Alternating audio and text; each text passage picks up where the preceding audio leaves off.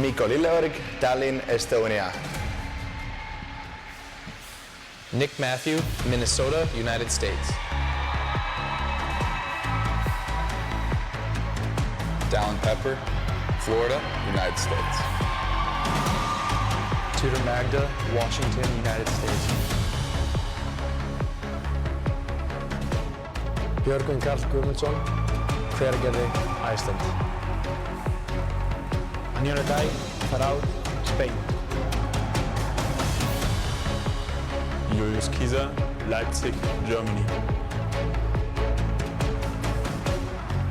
Nate Ackerman, Chicago, United States. Janne Koski, Naantali, Finland.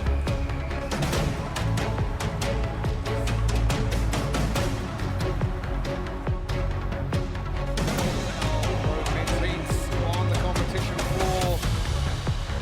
Elena Simons, I am going to look no further than lane number 8. Not a great day yesterday, but today I think we're going to see something completely different from Dallin Pepper. Yeah, I think there's a few athletes in this heat that are going to feel a little bit of pressure to kind of turn the tide a bit, and Dallin's certainly one of them. You have Anjol Kai, and on either side of Dallin, Nick Matthew and Tudor Magna, two athletes that I think are going to be a little excited about the high power output elements of today. BKG, so much experience in this space. Almost Sam Quantish is going about his business, getting things done. And still trying to find his footing this competitive calendar.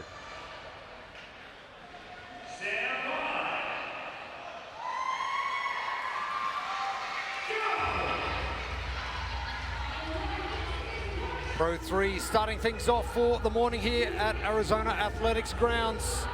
Welcome to it wherever you're joining us right around the world. Pro 3 presented by Adidas.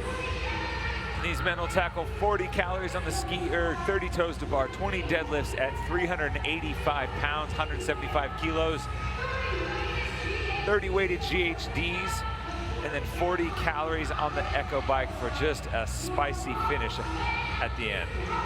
11 minutes on our time cap, something that the Challenger division didn't need. And to the right of screen, the numbers will signify exactly how many reps are remaining to 0.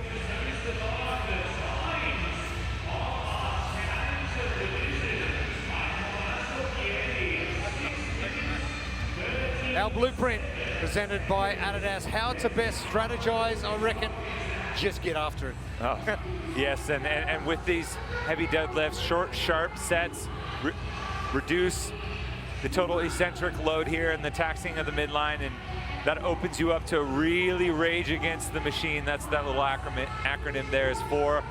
Really rip the handles off the skier and go for it on the Echo bike.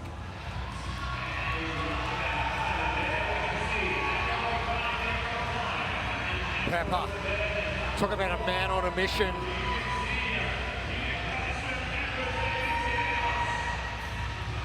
Danny Camacho just alongside Jona Koski, lanes 1 and 2. This is one of those heats where you can't sleep on any lane. Dallin Pepper trying to get enough of a lead. We know what's going to happen once he does get to the Echo bike. And Anjol Kai, someone you mentioned previously in the lead up to this heat that really needs to do something today. Him and Dallin both opting for the big sets. Dallin goes unbroken all 30 sets there. Dallin and Anjol, the first two to move to the deadlift. The athletes will have to move the bars here at first 10 reps, then 5 and 5, so some natural breaks built in for them. Dallin Pepper moving this 175 kilo, 385 pound barbell easily. Oh, and Dallin, you know, is one of the strongest pullers from the floor.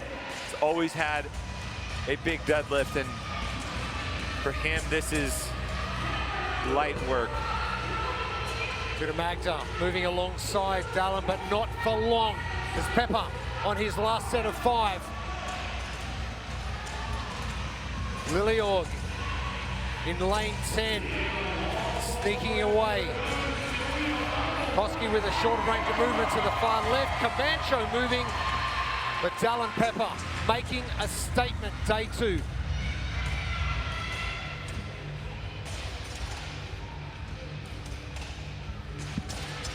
And for Dallin, I think really just maintaining a smooth cadence here. He's got about a 7 or so rep lead ahead of everyone else, as Tudor Magna has made up a huge amount of ground on those deadlifts as well. I mean, with Dallin, you know he's so good on the Echo Bike. He just needs to maintain this lead here, kind of get his heart rate a little bit under control, and really know that he's gonna pin his ears back on the Echo Bike, like we saw at Waterpalooza SoCal last year when they did the single amount of calories per time against Brent Bukowski. That was devastating to watch, let alone do, but Pepper getting to work. Liliorg lane 10, Camacho lane 1. Tudor Magna, 2 former teenagers from the CrossFit Games battling it out in the center of the arena. BKG, small break. Pepper the last 5. The only judge's hand in the air so far. Dallin Pepper, how long is it going to take him to get through these calories? And just for reference, he got to the Echo Bike about 25 seconds faster than any male in the Challenger division. So he is setting a blistering pace from this first heat. 40 calories, there is going to be no stopping Dallin Pepper. Ryan Jevning might just have to wait a little bit to take that title, because the king is back. Oh yeah, Dallin's definitely got a few things to say about that, and I know he is not happy being in the first heat here, especially with how accomplished he is in the sport. He wants to get himself into that final heat for Sunday. Pepper's been on now for 40 seconds. How long is it going to take? It's not going to take very long. Pepper, he's going to go just over 1 minute for the Echo Bike. Unbelievable. Dallin Pepper, welcome back.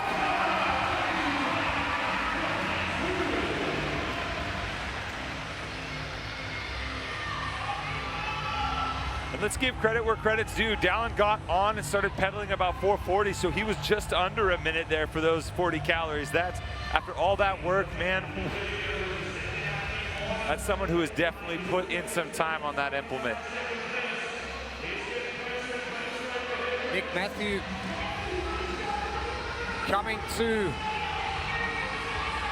the Echo Bike, lane number 9. No judges' hands in the air. No one else wanted to chase Dallin Pepper.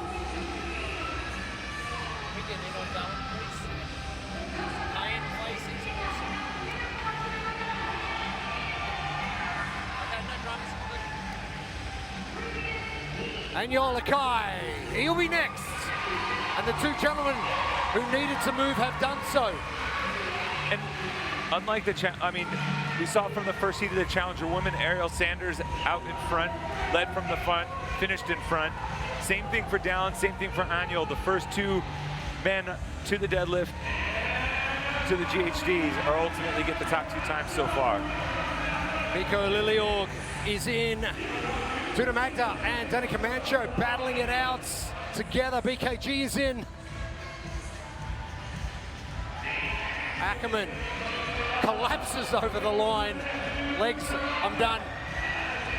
Just like a puppet who got their strings cut, just nothing left holding you up. Kaiser with the front flop. Oh. Koski now. Only a few reps remaining. Make that 1. Go to Koski.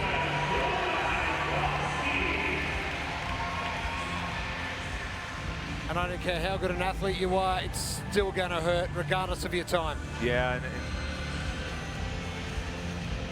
Nick Matthew almost there, but just hasn't quite looked himself on this test. He was struggling with the final few reps of the deadlifts, dropped down to singles, and just trying to get to the finish line here.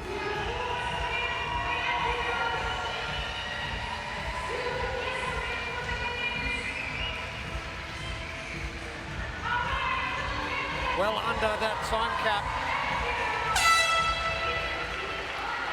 Fast heats.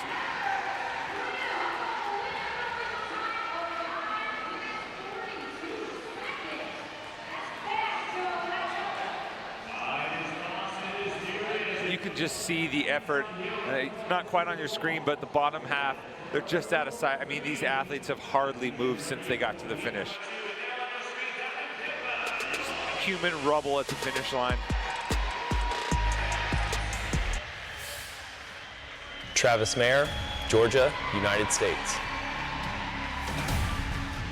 Jack Farlow, Waterloo, Canada. Colin Bosser, Perm, Switzerland. James Sprague, Liberty Lake, United States of America. Ty Jenkins, Branson, United States. Jason Hopper, Greenville, United States. Victor Hofer, Münster, France. Guilherme Malheiros, Rio de Janeiro, Brazil. Jelle Hoste, Izehem, Belgium. Luka Đukić, Temerin, Serbia.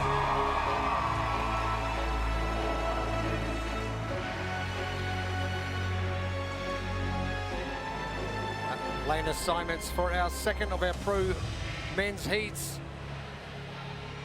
Lane 5, it's going to be interesting. Jason Hopper. And a man who really needs to continue progressing well, Jack Farlow.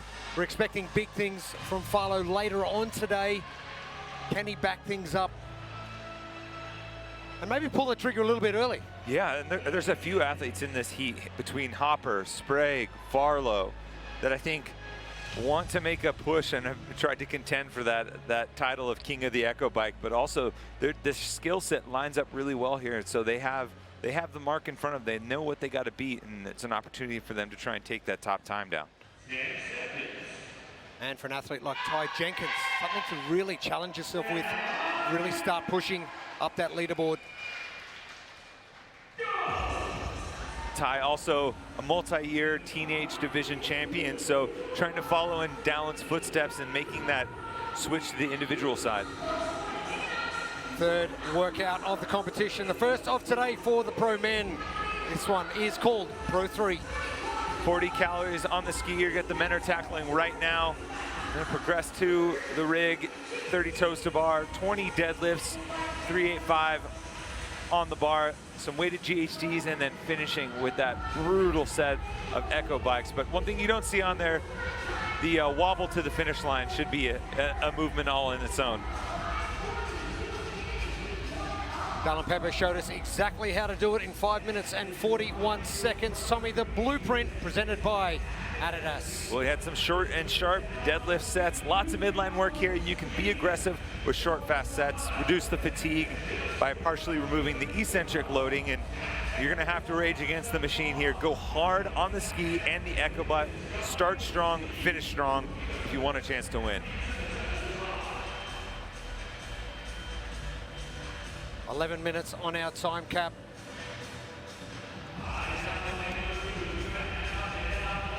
Hopper getting to task. Lane number 5. But Jelle Hoste with that great battle with Ricky Garrard yesterday on the run. He was so close. And just having a look left and right before he jumped up to the toe to bar. Bosshard in there as well.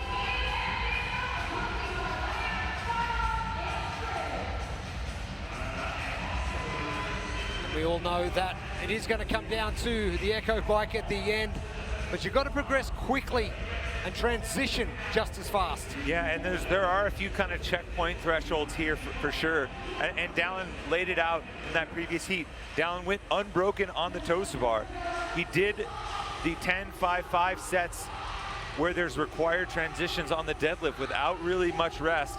He went steady and unbroken on the GHDs, so there's not much room for you to take breaks, waste time on transitions. Jelle Hoste out in front, all on his own. Bossard, an aggressive start for him. Hopper, Sprague joining our leader, Yellowhoster. I like the aggression from Bossard in the first two movements. Maybe thinking that this deadlift might not be his strong suit, so he's got to build a little bit of a buffer. Hoster just having a look down the line. Sprague and Hopper trying to catch your leader.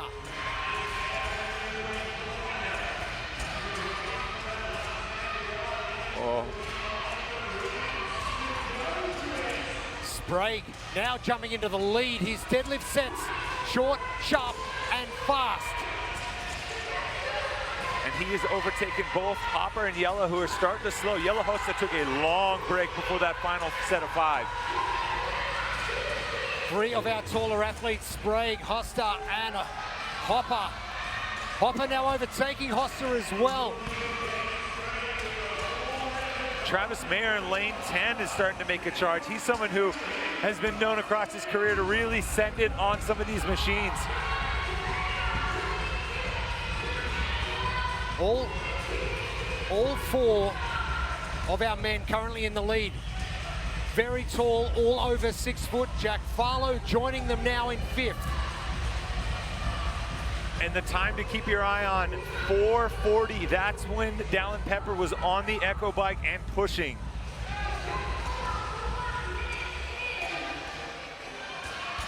No doubt Dallin Pepper out the back watching along to see exactly what these athletes are doing. Not sure anyone's going to go faster on the Echo bike. Sprague, your leader. Mayer, training think tank in Atlanta. For the last 4 reps now for Sprague.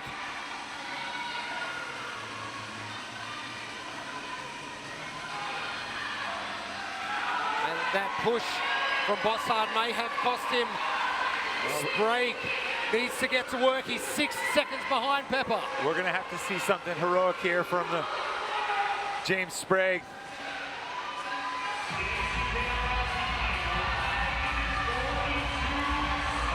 Sprague needs to find 7 seconds somewhere. He came out really hot in that first set of calories. He's setting a blistering pace now, but when you have something like 40 calories, the first 10 to 15 seconds, yeah, you can push that, but how does the body reset once you get into those middle sections there? And does your body kind of hit a hard stop in terms of regulating you? Sprague, your leader. Hoster jumping into 3rd now ahead of Travis Mayer. Jason Hopper in 2nd. Farlow still in 5th in the blue shirt.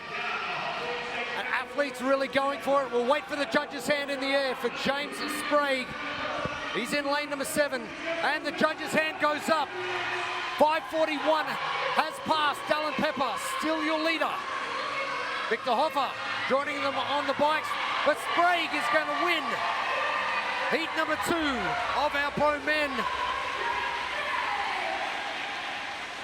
And it is going to be the 2nd fastest time. That was a good push from Sprague. I'm not sure that anyone's going to do a sub 50-second Echo bike. Hopper punching it hard. Oh, race. Oh, I'm going to say maybe Yellow got there. That was brutal. Interesting. I think we'll have to update that chip timer because there was not 3 seconds between them, but hey, Farlow into 4th ahead of Mayer. Farlow made up considerable ground on that last Echo bike.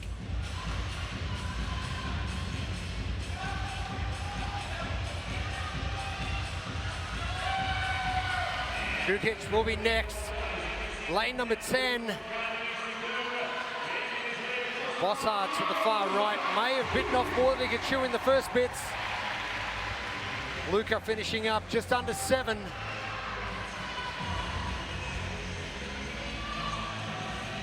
Jenkins, he'll be next. Hoffer beating Jenkins to the Echo bike. Alheras is done as well. Regardless of the athlete, it's still a struggle home. Bossard really pushing for this one now. The race. Oh, oh no! Wow, what a finish. Get your body over the finish line any way, shape, or how.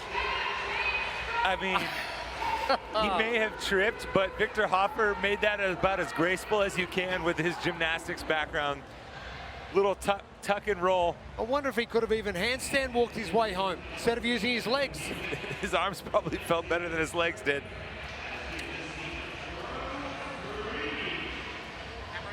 And I gotta say, when there's the problem, I want to know what was going on in their heads when they got off the bike and saw that someone was lockstep with them, because that's just one of those, oh man, do we have to?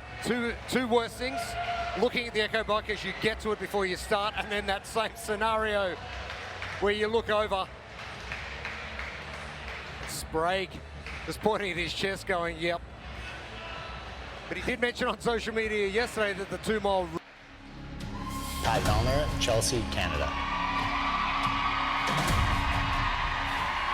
Noah Olson, Miami, United States.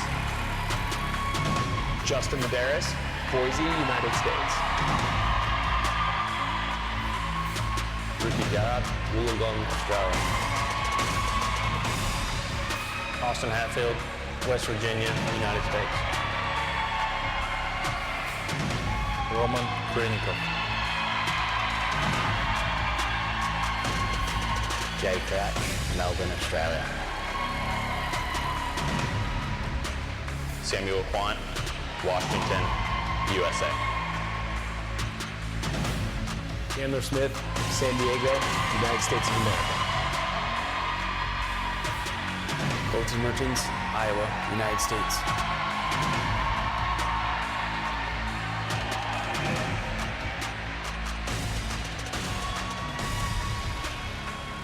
Our lane assignments. We have third and final heat of Pro 3 for the men. This is going to be an absolute dogfight, trying to chase down Dallin Peppers. 5 minutes and 40 seconds. One man, our current leader, who's going to test us, is going to be Roman Krenikov. Another, the keeper of the shadows and the secrets, it is Mr. Sam Quant. Yeah, he's kind of the question mark X factor here, because he just always seems to step up and perform when you least expect it. And Pat Vellner's an interesting case, because I would argue the 3 middle implements are some of his strong suits relative to the rest of the field, but we know how important those machines at the end can be.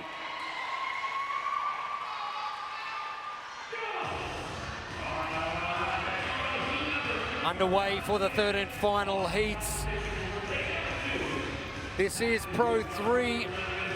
And the numbers on the right-hand side indicating your reps remaining to 0. 11 minutes on our time cap, and plenty of work to get done first. Yeah, 40 skier calories, 30 toes to bar, 20 deadlifts, 385, 175 kilos for our friends overseas. 30 GHD sit-ups. They've got a 20-pound med ball in their hands. And then 40 Echo Bike calories for just an all-out sprint to the finish. The blueprints presented by Adidas. You got some short and sharp deadlifts. You have to move the barbell after 10 reps, then 5 reps, then 5. Maximize those baked-in breaks and quick, aggressive sets, and you're gonna have to rage against the machine.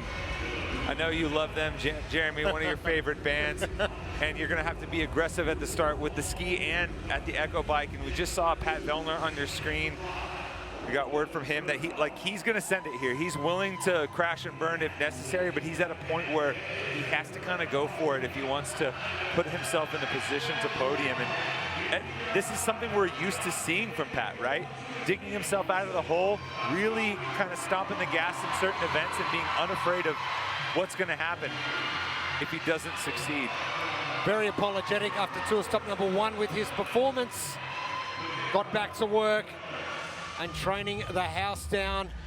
And with that gymnastics background, I think Vellner is going to potentially move into the lead with this unbroken set. And look at the style of toes to bar he's doing. He's not utilizing a big kip swing through the arms and chest. He's rifling through those toes to bar, quick flick in the knees and toes. And that's when you're trying to get there as quick as possible, not necessarily worried about having that efficient kip. But interesting because he had to break.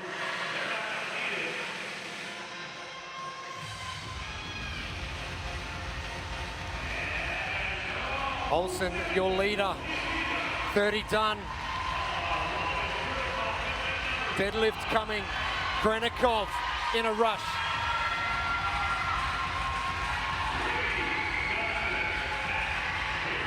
Gerard moving, Medeiros in there as well. And that's the difference there. A lot of athletes moving through that transition together, but Roman the first to put his hands on the bar. Little details that make up precious seconds. Made for strength training. Adidas drop set 3, shop now, just scan the QR code. Vellner getting to work. Vellner into the lead. And Vellner is one of the best deadlifters in the field. Whether it's max for a single lift, whether it's heavy load for reps, across his career, it's one of the movements he's excelled at.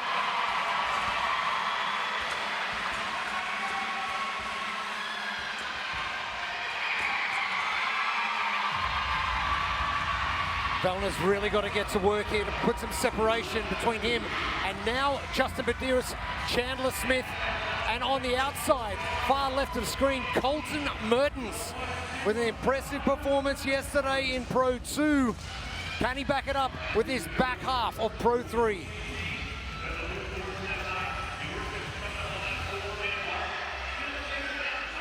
And the number to keep in mind, as we said in the previous heat, 440. That's when Dallin Pepper got onto the Echo bike en route to setting the time to beat here.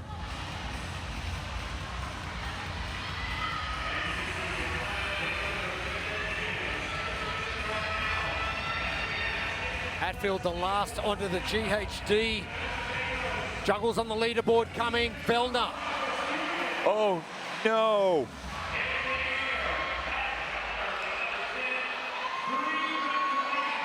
Vellner about to come off the GHD. Done. Important times now. He is on song with Dallin Pepper.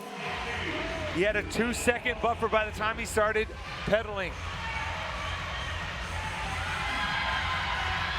Chandler Smith now onto the bike.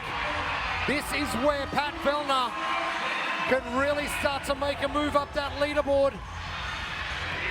Roman Krenikov, Chandler Smith, Justin Medeiros, and now Colton Mertens, Jake Crouch joining the party.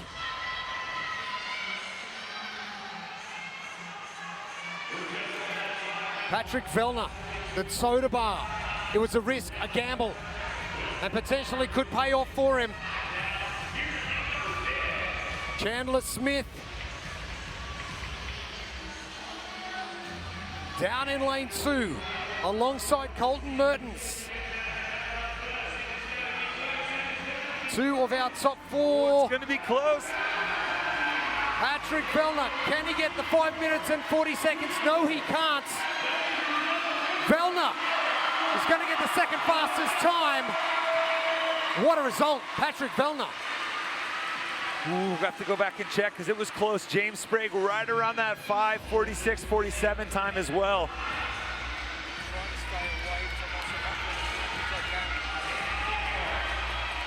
Olsen, Medeiros. Olsen leading the charge on the total bar, but Krenikov, his consistency is paying off. Again, another great result.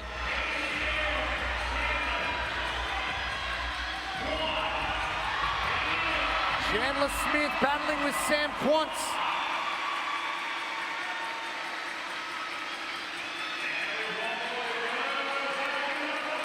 Medeiros finishing up.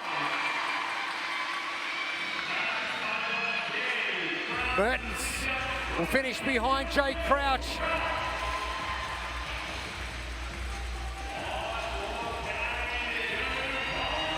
Mertens, he is done.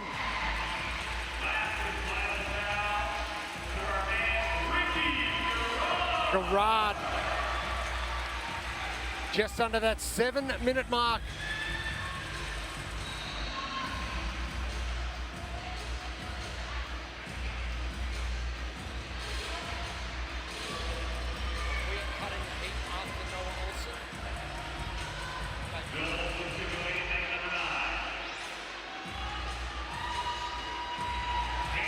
Noah Olsen, the last couple of reps remaining.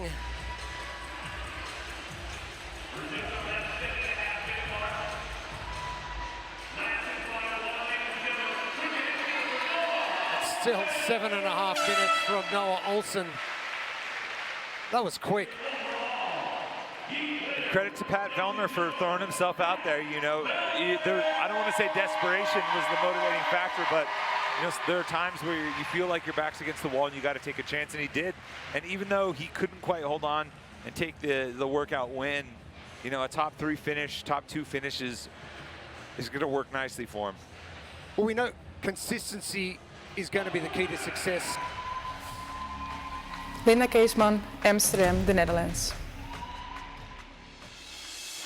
Vår Turmanmo, Oslo, Norway.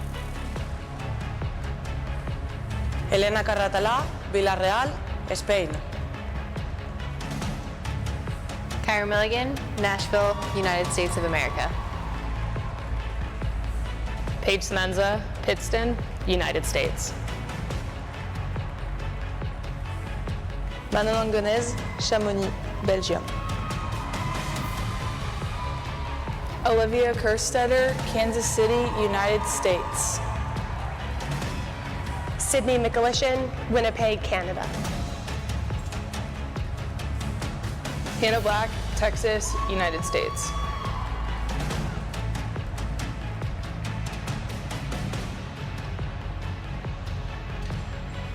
The first of our pro women's heats. Now, lane assignments. One lady in particular who needs to start making a move. Hannah Black in lane number 1. Some big guns in this heats. The pressure starting to mount. 5 workouts remain for Tour Stop. Number 2. Should be a good test for Olivia Kerstetter as well. Big high power output required, especially at the front and the back end.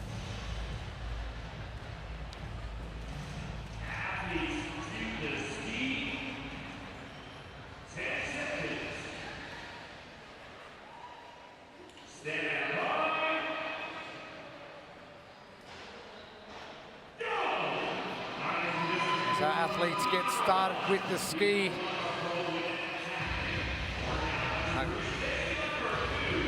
In Pro 3, for these ladies, 32 ski calories, 30 toes to bar, 30 deadlifts, 30 weighted GHDs, and finishing off with 32 echo bike calories.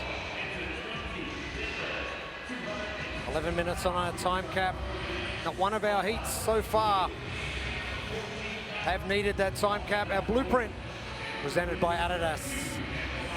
With these heavy deadlifts, keep the reps short and sharp. There's some transitions already baked in to help you do that. And then you're really gonna have to rage against the machines. That's the ski erg and the echo bike. They're kind of a secret weapon here in this workout. Okay, we're going into a workout like this, knowing the echo bike's at the back end. How do you address the first couple of movements coming in?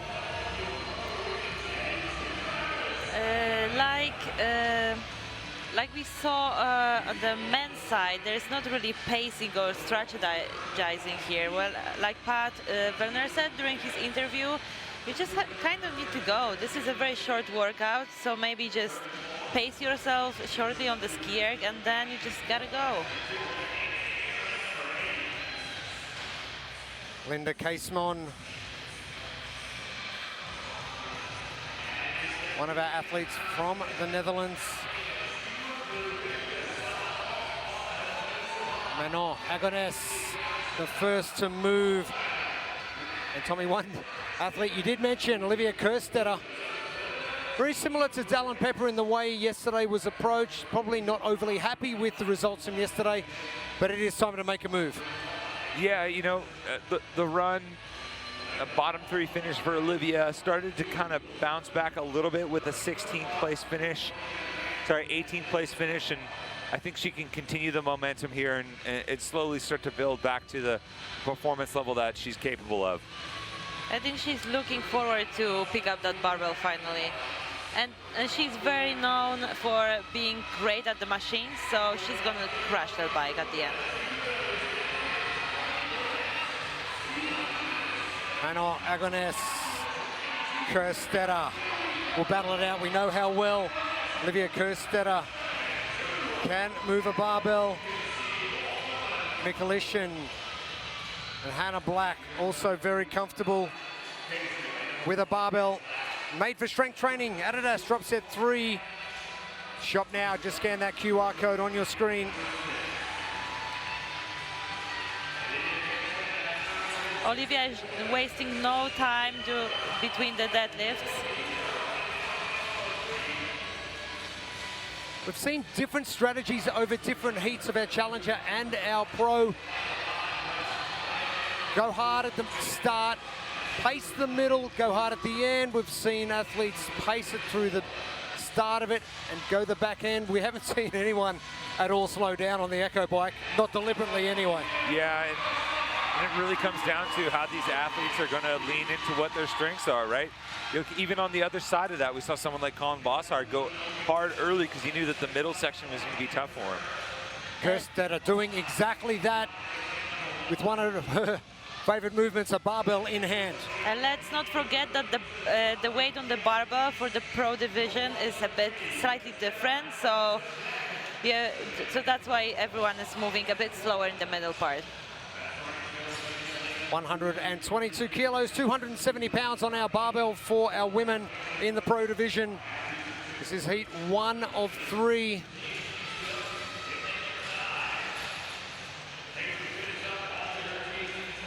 And for Thurman Moe,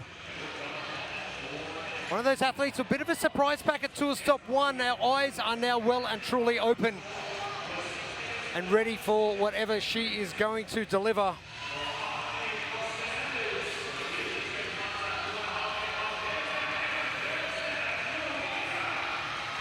Kerstetter will be the first to move. More like the Kerstetter we're used to seeing. 4:45. The chance to set the time and the score to beat. Agones has been hot on her heels. Thurman Moe. This is going to be a tight battle for the second place finish if Olivia Kerstetter can hold this top spot. And don't be surprised if poor Thurman Moe is able to maybe pull even or overtake Manon and Olivia. The Norwegian group, they do a lot of threshold training on these machines. And I love to see that Vorga bring the sparkles back on her hair. So I think that means game time. Look good, feel good, play good, right? Exactly. Hannah Black is really cranking that Echo Bike Lane 1 to the far left of screen. Kerstetter, your leader, coming to the Echo Bike. She will be first off.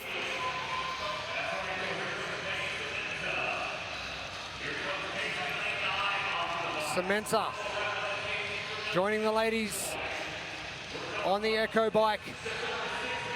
Kerstetter pushing as hard as she can, lane number 3. The judge's hand. Oh, Thurman Moe from nowhere. What a performance. We've seen it in Tour Stop 1 at Indianapolis. We're seeing it once again. It's the sparkle. 4.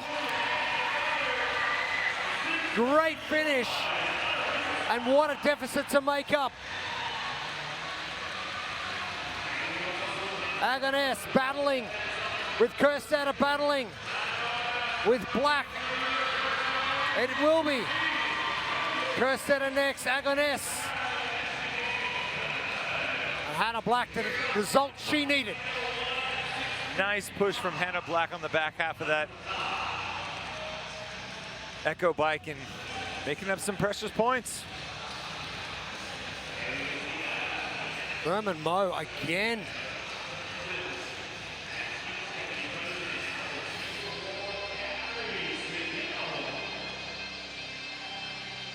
Still well under our time cap. Thurman Moe with that 18th finish in Indianapolis, tour stop number 1. Sydney McAlishan finishing up. Linda Casemon will be next, followed by Kyra Milligan.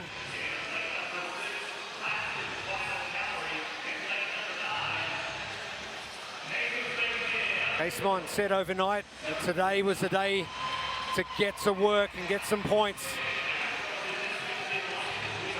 The nasty ones are out of the way yesterday. She's ready to go. Samantha. Orathala.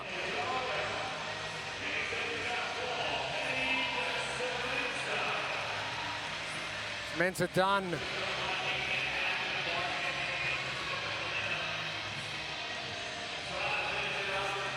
And this is the point where things get really tough. We are all alone at the field. Still a lot of reps to go, but you gotta finish that no matter what. How did your mindset change going into the Echo bike, knowing there's still 2 heats to come? That's why even though you are alone at the end of your heat, you have to remember you have 2 more heats, so nothing is over yet. You can always make up the points by going harder and not giving up. Alina Karatala, the last couple of Echo bike calories coming.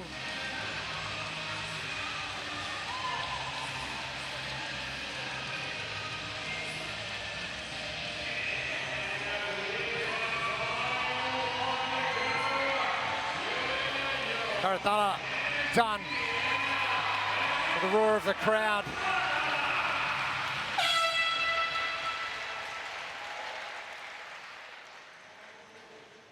What a massive surprise back, and no surprise to see a smile on her face either. There's some special stuff happening at Krieger Training.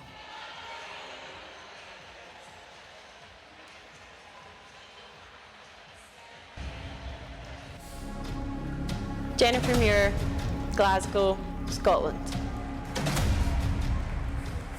Ode Lundekvam, Oslo, Norway.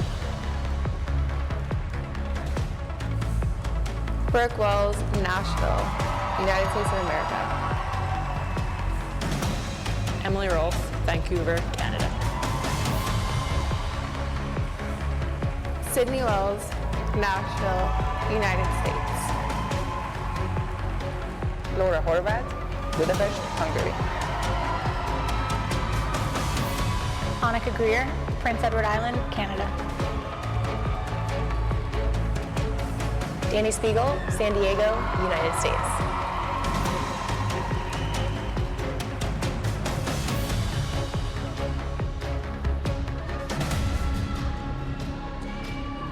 Lane assignments for heat number 2 of our Pro Re.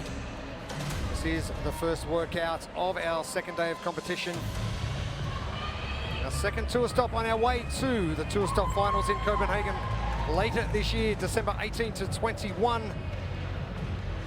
So ladies, get ready.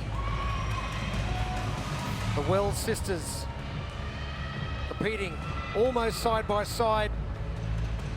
Going into competition, Gabby, is there someone that you find comfort with when you are competing alongside, like I'm sure the 2 sisters do? Not really. I mean, when you are out there, you are focusing only on yourself and just giving your best. So, although I'm gonna say that it's always nice to have someone when you are done with the event to kind of like talk, how was it, and go through experience.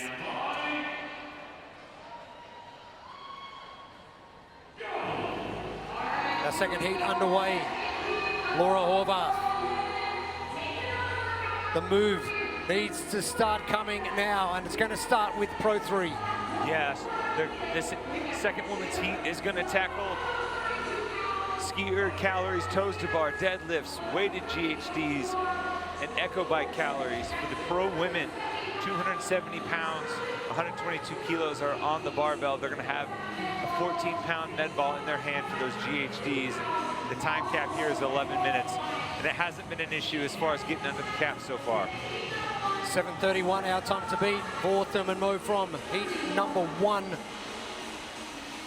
Another one of the women from Krieger Training. It's Uda Ludwigfarm, who's currently in the lead, and the best way to strategize Pro 3 is by the blueprint presented by Adidas. Well, there's really two movements where we've seen athletes make a move. One being the deadlift towards the middle portion of that, aggressive sets there, and then finishing on the machines, that RATM, Rage Against the Machine, that echo bike. We've seen a handful of athletes really kind of make their mark on this workout with that movement specifically. Danny Spiegel getting to work far left of screen.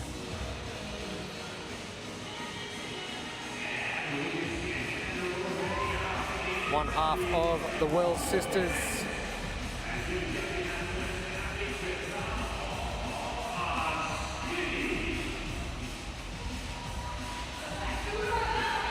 Going out steady, but making sure you don't burn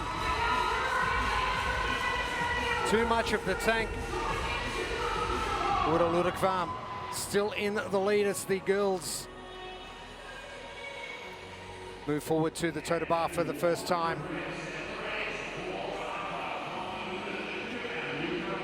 Made for strength training. Adidas drop set 3, shop now. Just scan that QR code at the top of your screen. Jen Muir, part of the European contingent. Gabby's just going to encapsulate all of those European athletes. Very impressive so far. Very impressive so far. There's so much more to see from them. And all the previous hits, the Krieger girls show that Europe is coming. Gonna repeat myself again. Danny Spiegel. Wasn't the first off the ski, but the first off the toe to bar. The deadlift won't be an issue either. The battle to get to the echo bike first and be able to produce some power. You look at this lineup here, Danny, Laura, Brooke, all excellent deadlifters in competition. So this is their opportunity to pull to the front of the heat. 10 reps required, then 5, then 5. And Laura is setting really fast pace from very beginning. I'm curious if it's because she knows she might have stay and spend more time on the GHD than other girls. We know that GHD sit-ups are not her strongest thing to do, so maybe that's what she's trying to do, gain some extra time. We saw it from Ryan Jebning in the male challenger heats. The workout for him ended at the end of the deadlifts, where he could just cruise into the echo bike. Laura really putting the hammer down. Sydney Wells in second, Brooke Wells in third. Danny Spiegel just taking a break. The Wells sisters.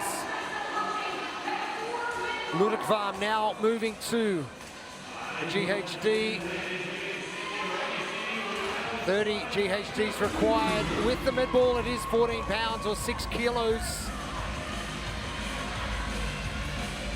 Spiegel on the GHD now as well.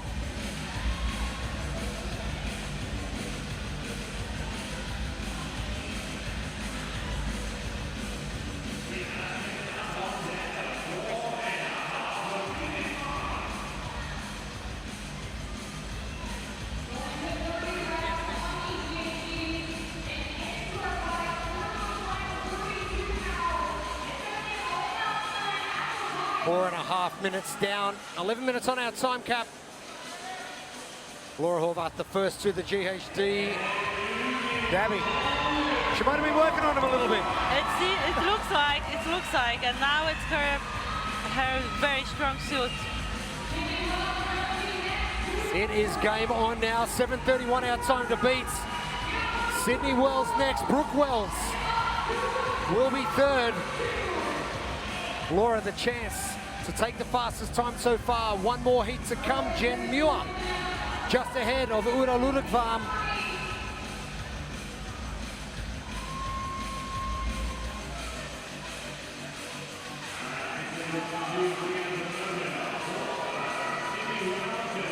Laura, very steady pace. Sydney Wells looks like she's got a faster race. Jen Muir hunched over. Uda Ludwigvam, two athletes in, a little bit more uprights.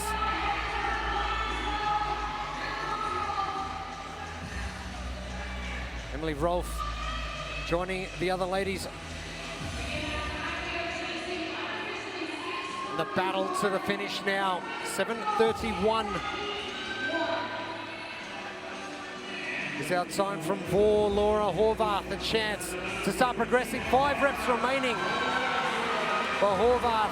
Annika Greer, Danny Spiegel on the bikes as well, lanes 1 and 3. And a great performance from Laura Horvath. She looked about as comfortable getting to the finish line as anyone we've seen. Most athletes haven't been able to stand. She just cruised. Banner for second on. Muir, Wells, and Wells. It is going to be Sydney first. No, it's not. It's going to be Jen Muir.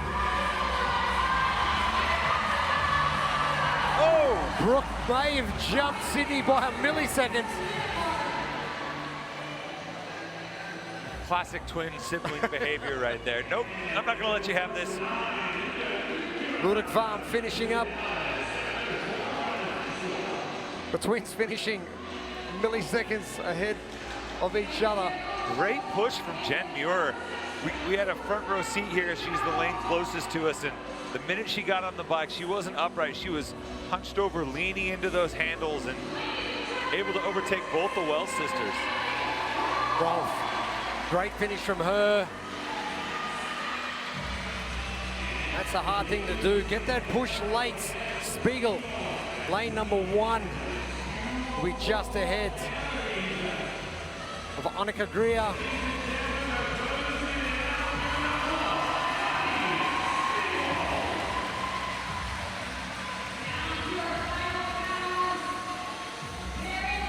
And just on that 8-minute mark, Annika.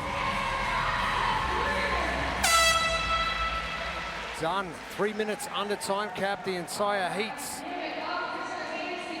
The second heat of Pro 3, all done. But Laura Horvath, she's absolutely here and means business. Yeah, and this is a workout that I think a lot of people would have Laura earmarked as a potential top contender.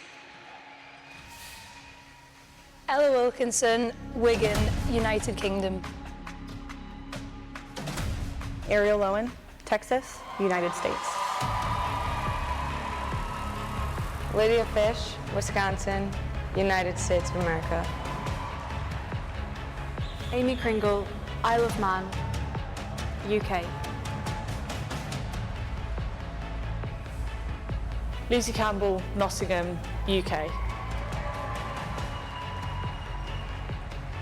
Emma Lawson, Ontario, Canada.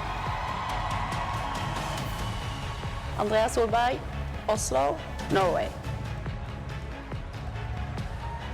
Emma Thal, Växjö, Sweden. Daniel Brandon, Florida, USA. Fisa Yaffe, Jacksonville, USA.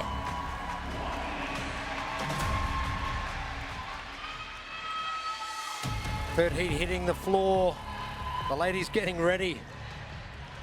Not so much a tough workout coming, but a tough time to beat as well. Elena Simons. And very impressive from 3 of our ladies in particular. Emma Lawson. She was floating yesterday. Her transition time, her run, impeccable. Emma Tall She's on the rise. Emma Toll is on the rise. Like I said, I still believe she's going to do very well. She definitely have a chance to end up on the podium, and this is a great workout for her. She's amazing athlete on the machine, very strong, efficient with the gymnastics.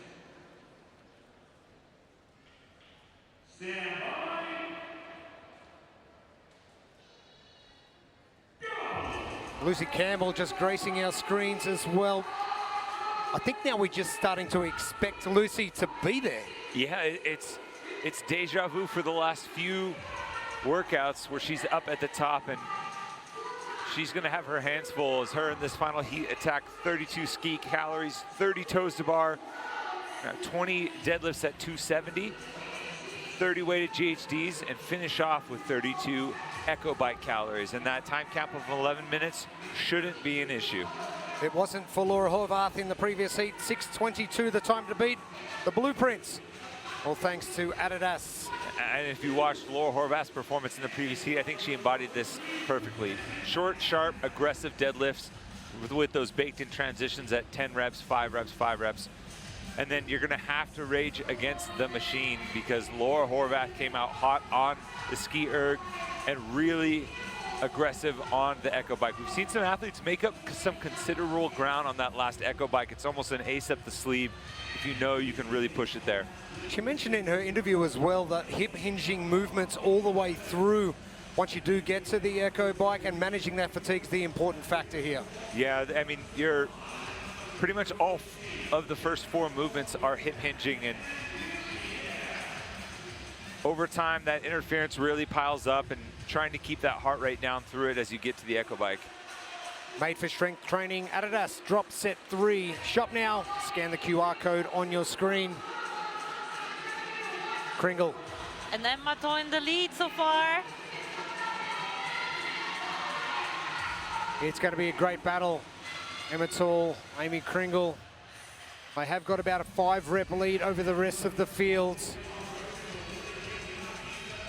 We've seen the lead change numerous times across our Challenger and our Pro men's heats. Laura dominating heat number 2 of the Pro women just 5 minutes ago.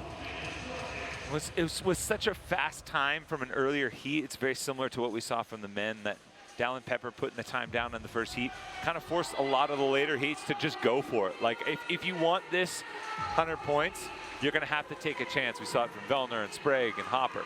But you're going to have to take it off me. Here it is. Come and get it. Yeah.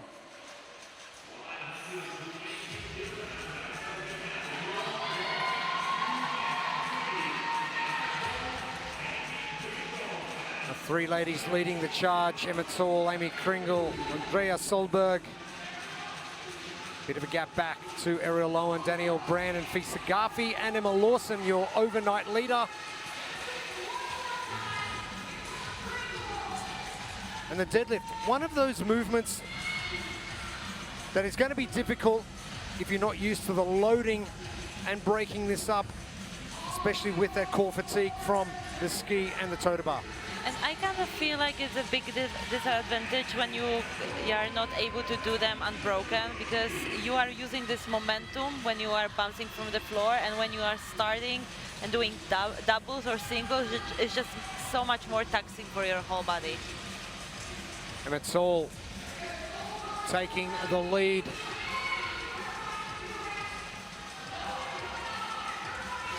Solberg jumping into second with a very short range of movement as well. We saw that from Ryan Jevening in the Challenger men. Yeah, and Solberg really just extending the ball. She comes up over that kind of 90-degree point. Not super concerned with sitting all the way up, getting that chin and head forward. Just get the ball to the foot pad and reduce the range of motion as much as possible.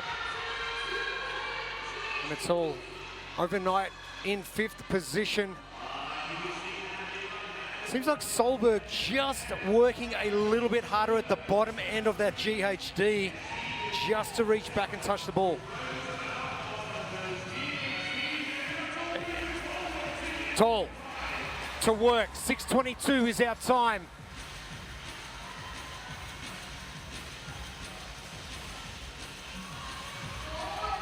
Tall getting to work. And our tour final coming up in Copenhagen, Denmark, December 18 to 21. Scan the QR code for tickets. Solberg pulling alongside Emma Tall. Kringle getting to work. Now we have seen over many heats that just because you get to the bike first doesn't mean you get off first. Yeah, and I think the key part is that Emma Tall has really built herself a lead over the remaining athletes. She's accomplished enough on those implements where that she can trust that the pace she's going to keep is going to be enough. She got to the bike about a minute 50 ahead of the time to be set by Laura Horvath.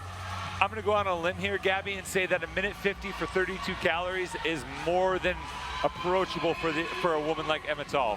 This is definitely something possible, and we might see a new time to beat, new winner. Kringle pushing hard.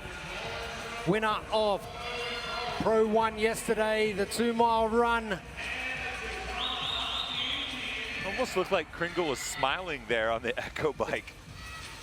Correct me if I'm wrong. I don't know how many people smile on that implement. Oh no, it's just a tactic to kind of trick your brain. Emma Tall, last 2 calories, make that 1. Emma Tall is going to have the time of the day for Pro 3.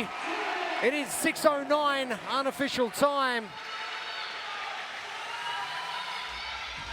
Solberg pushing hard. She will be next finished. Kringle not too far behind her. Solberg, another great result. Could potentially see her at the top of the leaderboard. And that's going to be good enough for a top 3 finish. She came into this event in 3rd.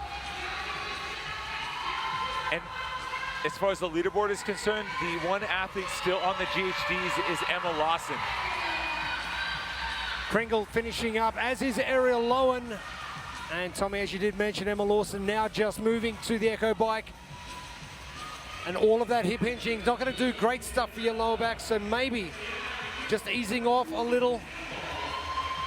Lucy Campbell finishing up just over 7 minutes. Ella Wilkinson is done as well. She's hanging there in the shadows as well, just sneaking along nicely. Brandon. Just under 7:30. Lydia Fish, Emma Lawson, Fisa Garfi, your final 3 athletes on the floor.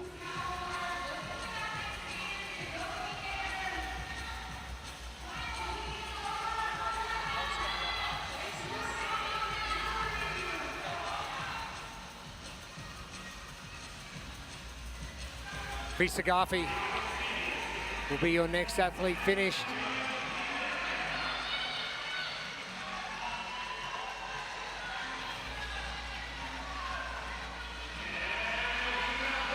And Fee just over that 8-minute mark.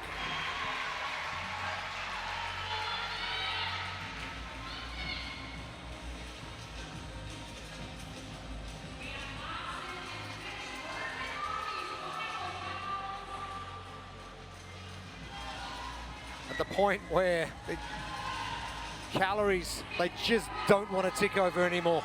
You just keep looking at the screen and praying that for a different result, and there's no escape there. Emma Lawson getting the jump on Lydia Fish. 8:43 unofficial time for Emma Lawson. Lydia Fish, her final calorie.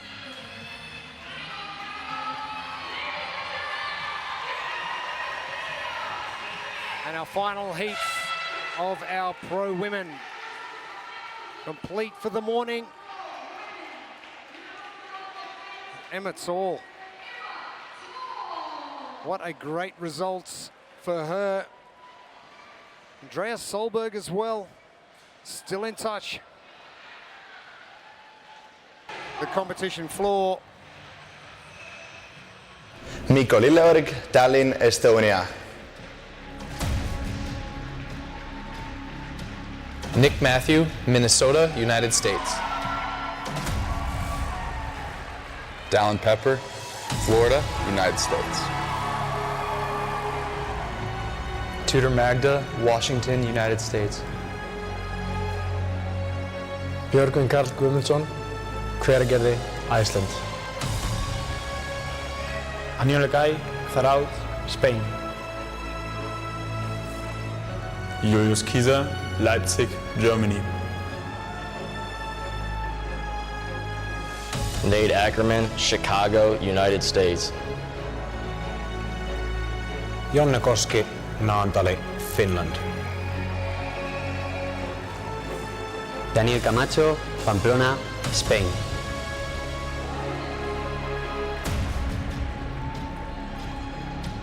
Athletes preparing to get underway.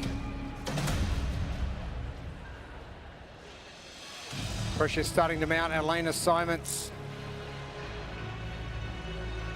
One athlete who said he's not happy being down where he is, Dallin Pepper.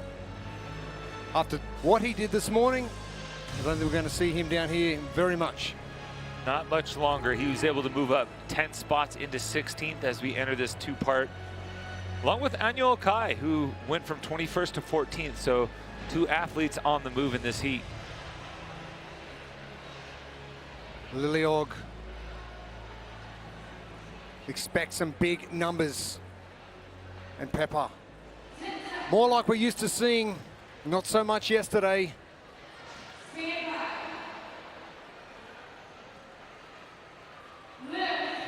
Two athletes so far have hit that 400-pound mark.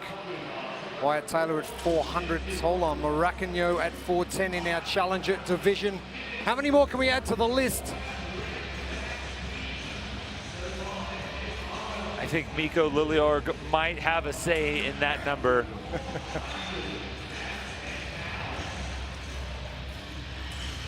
You know, he's been hitting some big numbers from the hang position.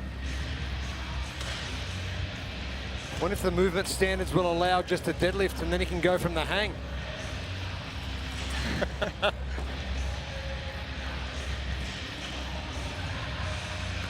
The blueprint, this one presented by Concept 2. You know, with so much time available to these athletes, and affords them quite a large amount of lifts possible if they want.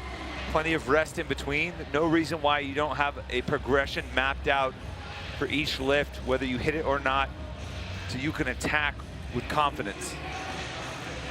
Yona with 315 already. Lilleorg, bottom of screen, 340. Pepper with a 347.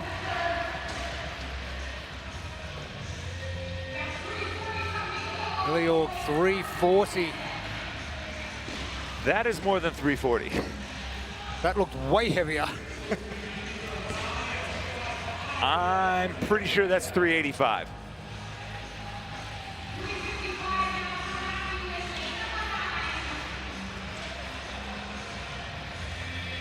I think Mikko Lilleorg just pointing out that fact to his judge that maybe just flip a few more numbers over.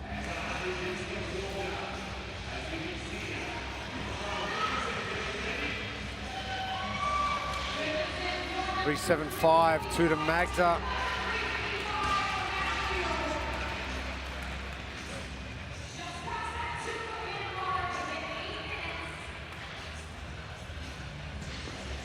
These are not able to get that one.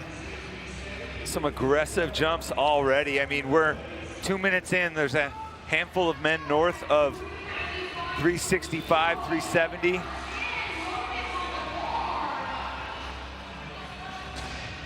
Looks like maybe Mikko going 395 in lane 10.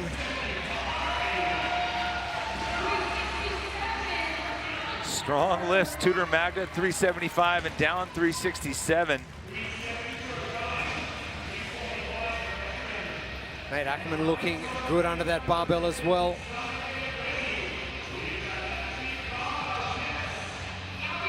These are going again. Better elbow position this time around.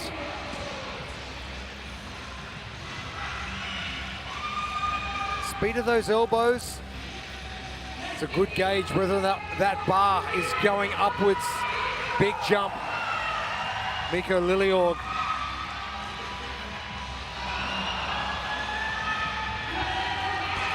Breathing out at the bottom isn't going to help much.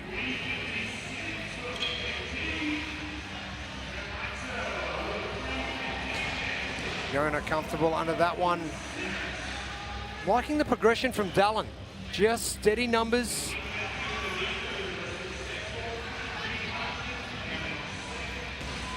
Nate still looking good. And Yol, a little bit on those toes. That's a good lift after missing 370. I actually think Mikko's last attempt was 405.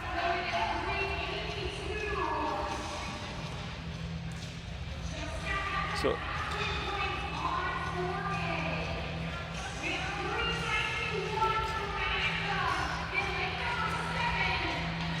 Tudor, that looked easy. Oh, that was smooth.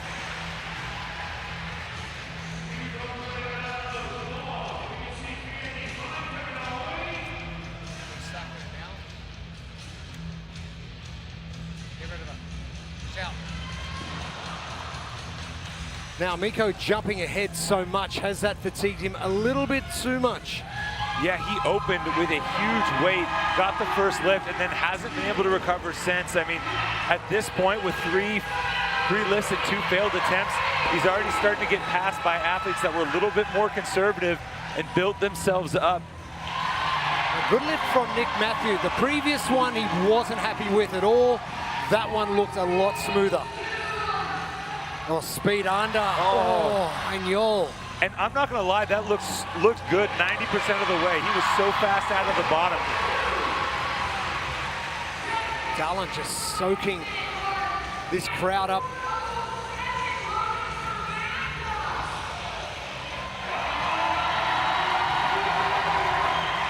Let's hope Tudor can go as smooth as he did on his last. Oh. Come on. Wow, that is huge for Tudor. Are we going to see the biggest lift from the youngster? It's possible. I mean, we have some heavy hitters coming later in the event, and I think what really that is, it shows some maturity on Tudor's part. He has been an athlete that has been plagued by maybe making too big jumps and suffering the result of some failed lifts and not being able to really showcase his true potential. And so far, he's been a little bit more methodical in his jumps. And the end result was a massive lift, and now he has an opportunity to swing for the fences here. Nick Matthew says, let's go. Mesa, I want 400. He wants in the club.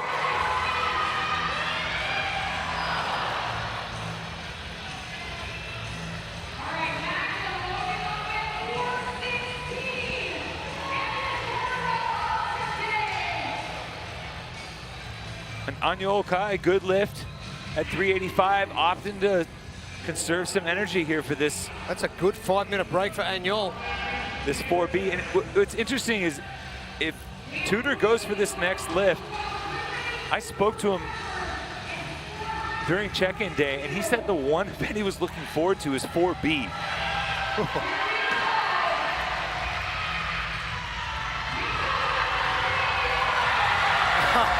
Two comes up. Liljeorg, 400. Nick Matthew hits the 400. And that's huge for Nick to reload after that first miss. Ackerman catching that one low. 416. Coming out the fronts. Pepper, successful. Big lift from down there, 392, jumped him up 4 or 5 spots. And pulls up stumps there. Nick Matthew says, I want to go again. Well, he must be more concerned with gaining points here than 4B, because he's only loaded one side of the barbell. Oh, that's a good lift from nice. BK. Interesting strategy from Nick Matthew, loading one side of the barbell only. We must have missed it.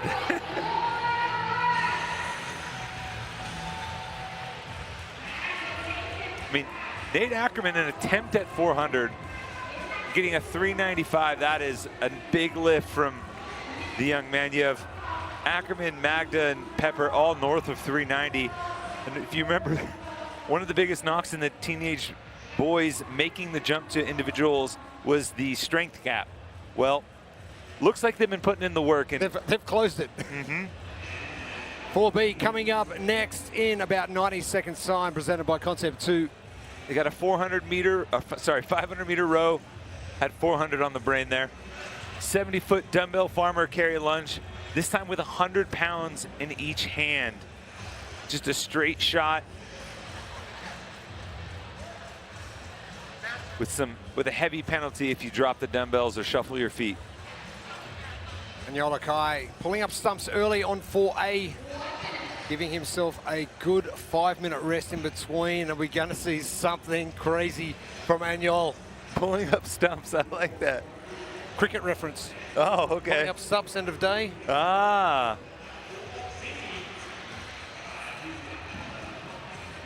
Liliorg, probably unconventional, the way he attacked that barbell and the jumps he made to then try and come back and mitigate the damage. Yeah, he opened with like 375, 385, hit that first one, missed 2, took some extra rest, and then hit the last one closer to the buzzer. Just, you know, interesting time management, but, you know, still got a couple of good lifts and was up towards the top. That's all that matters.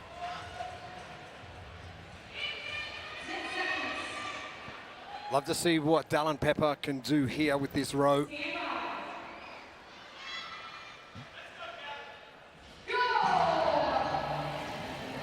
Pepper getting to work immediately. That first big pull, nice and strong. This is the blueprint presented by Concept 2. Yeah, these athletes are going to have to knock, but don't enter the dark place. That means they're going to have to push this row, but just not quite that all-out effort, because you're going to have to go grab those heavy dumbbells and really be able to feel confident in doing that lunge section unbroken.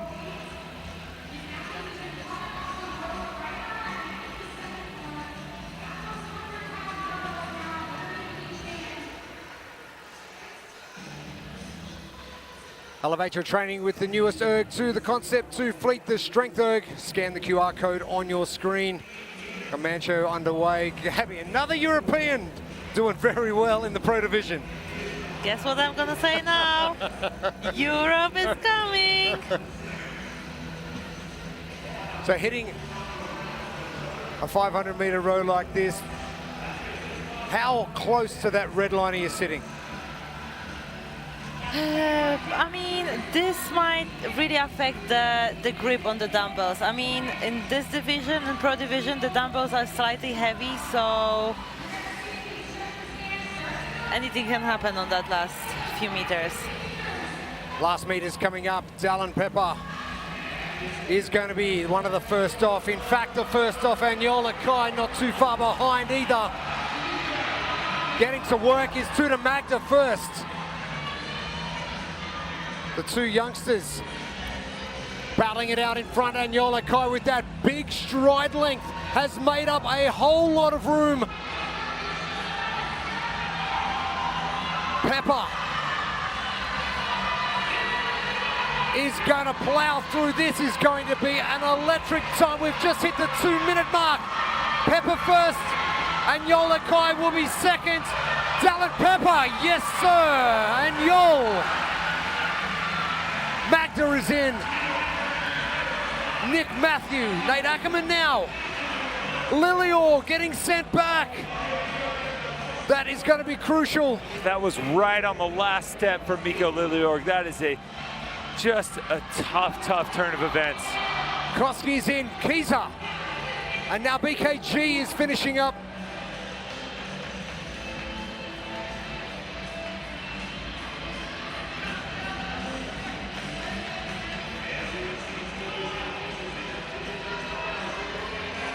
Mikko Lilior, Danny Camacho, the bookends in our first heats of the pro men.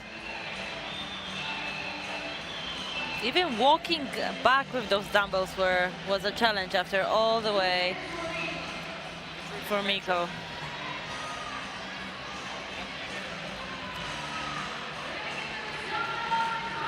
Lilior Getting that first segment done unbroken, but just falling short. Tommy, you said, what was it, half, maybe just a meter, but Lilior getting it done, but smart, doing enough, giving himself enough rest to get over the line. Yeah, and this 70 feet isn't split 50-50. There's a 50-foot section and a 20-foot section. So for Mikko's case, able to get through that first 50 so you don't have to reset as far as we saw Nico Badone in the earlier Challenger heats have to go all the way back.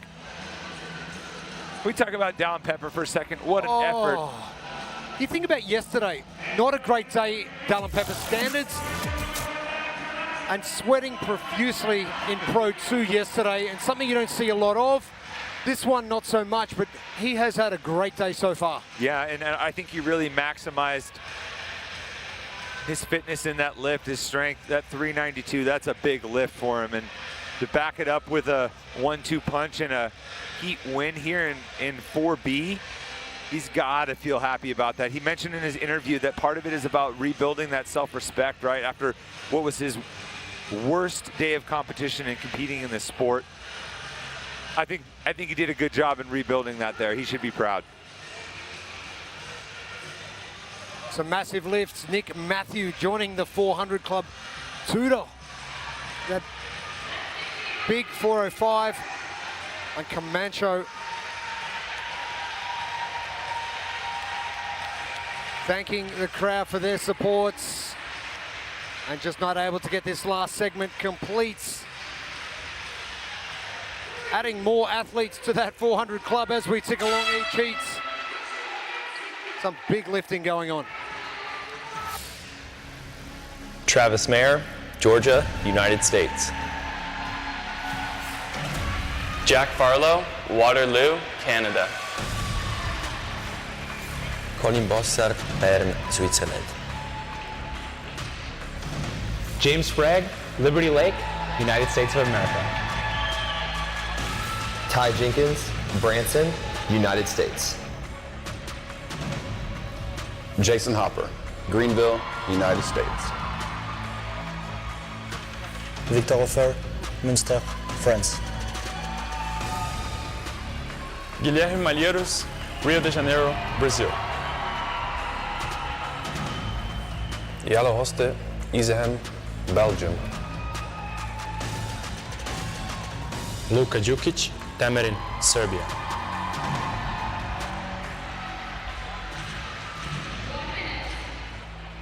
Again, if you're 400 pounds, start shaking. We've got two big lifters in here who are going to go well past that. It is Heat 2. Elena Simons. Malheiros in lane number 3. He's going to bring the house down. Lifted extremely well at the Torium Pro a few months back. And the crowd went absolutely bananas. Jack Farlow, we know he can lift heavy as well. One of the best lifts at the CrossFit Games we have ever seen. Yeah, broke the 400-pound club for the clean and jerk, and it would be interesting to see where Guy's lifting at. Is that currently, you know, he is one of the most accomplished lifters in the history of this sport, but it's taken us some time away from the barbell.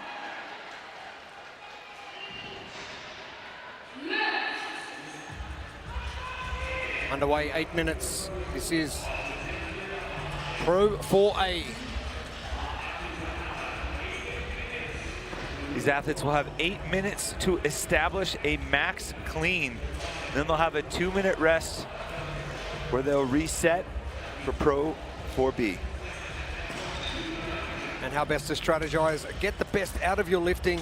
It is the blueprint presented by Concept 2. And as I said in the earlier heats, it's so much time which affords the athletes the leeway to have multiple lifts and plenty of rest.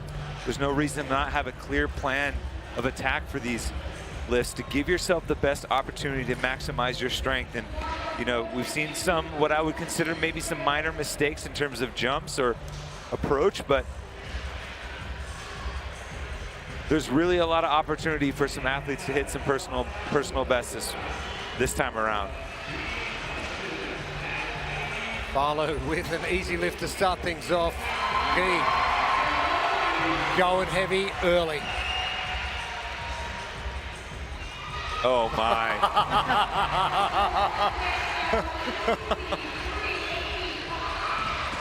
That I guess that's what not lifting much, quote unquote, looks like for Guy Maieros. 365 looking smooth for Hopper. His word out of his camp seems to think that 400 might be in the cards for him today.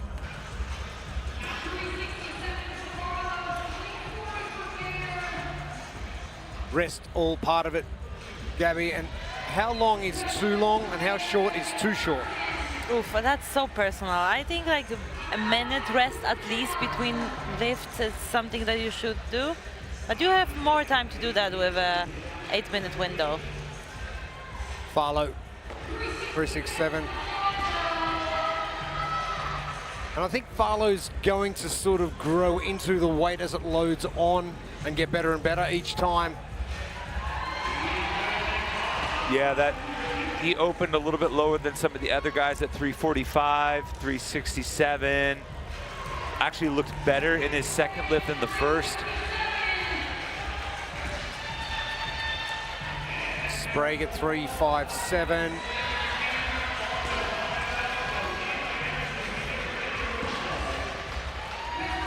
Colin Bossart at 335. Now you said there you're James Sprague. You've just seen Tudor come out who you've trained with pretty much your whole life. I know you want to stay in your own lane, but you gotta go close to what he's lifted. And I think James Sprague's the kind of athlete that genuinely gets excited and fired up from that. Malheiros. Oh, you're kidding me. 417. What's going on? His second lift. He's still got 5 minutes. A solid 360 from Travis Mayer, but I think Guy has maybe a dilemma on his hands, right? Like, does he need to go much more? Does he think someone in the later heat is gonna hit anywhere near 417? Potentially Chandler Smith. I mean, 387 for Farlow.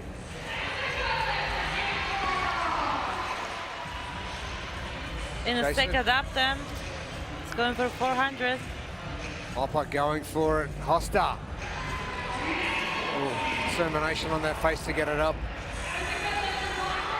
Guy taking an eternity, but he's only got 2 lifts down, and he's propelled himself well into the lead. Sprague grits his way through that one. Hopper for 400.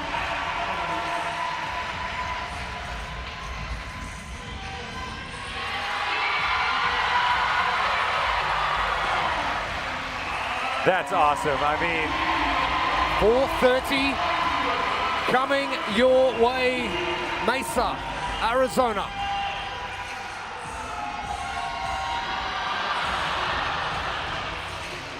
Shortly.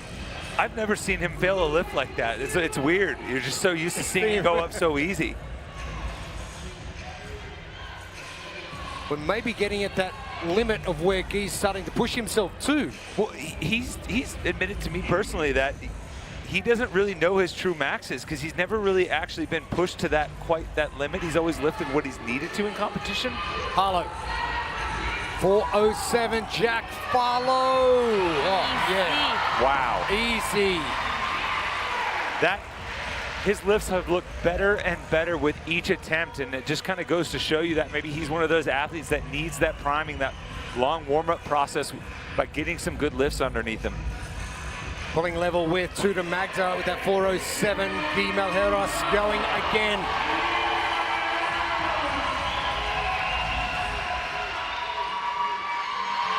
Oh, that was there. Oh, man. He knows it. He knows that was there.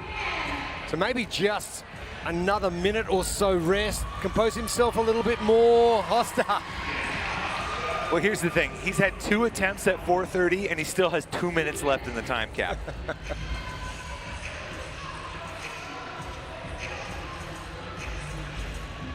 Jukic Didn't look overly heavy, just hit the wrong spot, bouncing out.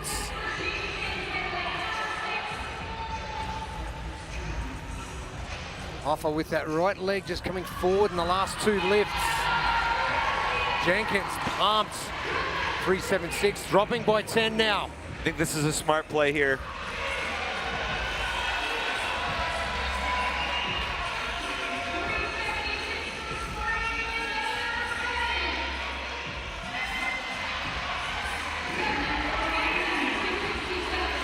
$420.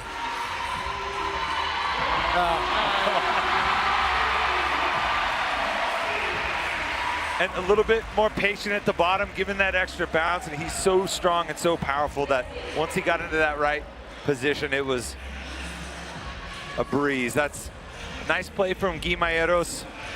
Still plenty of time to rest. But there is another 10 pounds in that lift, just not today. There is, yeah, and it's a good learning experience for him. More than likely, that will be the top lift, and he can reset and attack this 4B. And just his speed under the bar is so fast. And let's give it up to Jack Farlow and Jason Hopper too, both entering the 400-pound club. Yellow pump with that one. Bossard going for a final lift. Oh, 360. That's a big lift for Bossard, one of the smaller athletes in this field. But sneaking in just under that time cap. Great job, Colin Bossard.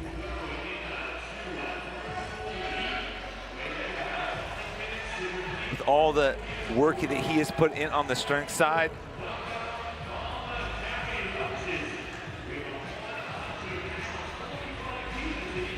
only 90 seconds now. 4B up on the platter. Athletes getting ready to prepare. Just one straight shot for time of 500 meters on that concept 2 rower. A 70-foot dumbbell lunge with the farmer's carry with 100-pound dumbbells in your hand. Now this lunge, it's broken up into 2 big sections, a 50-foot section and a 20-foot section. Helahosta, one of our tallest, if not our tallest athlete in the field. This row is going to be a breeze. He's really going to have to put some effort in on the row and hang on for dear life with those dumbbells. Sprague will do the same. Determination, as is Jason Hopper.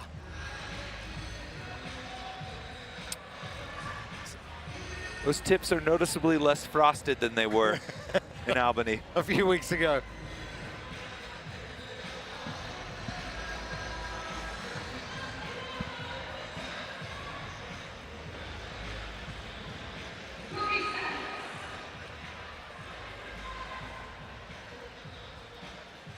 Anxiety is now rising considerably.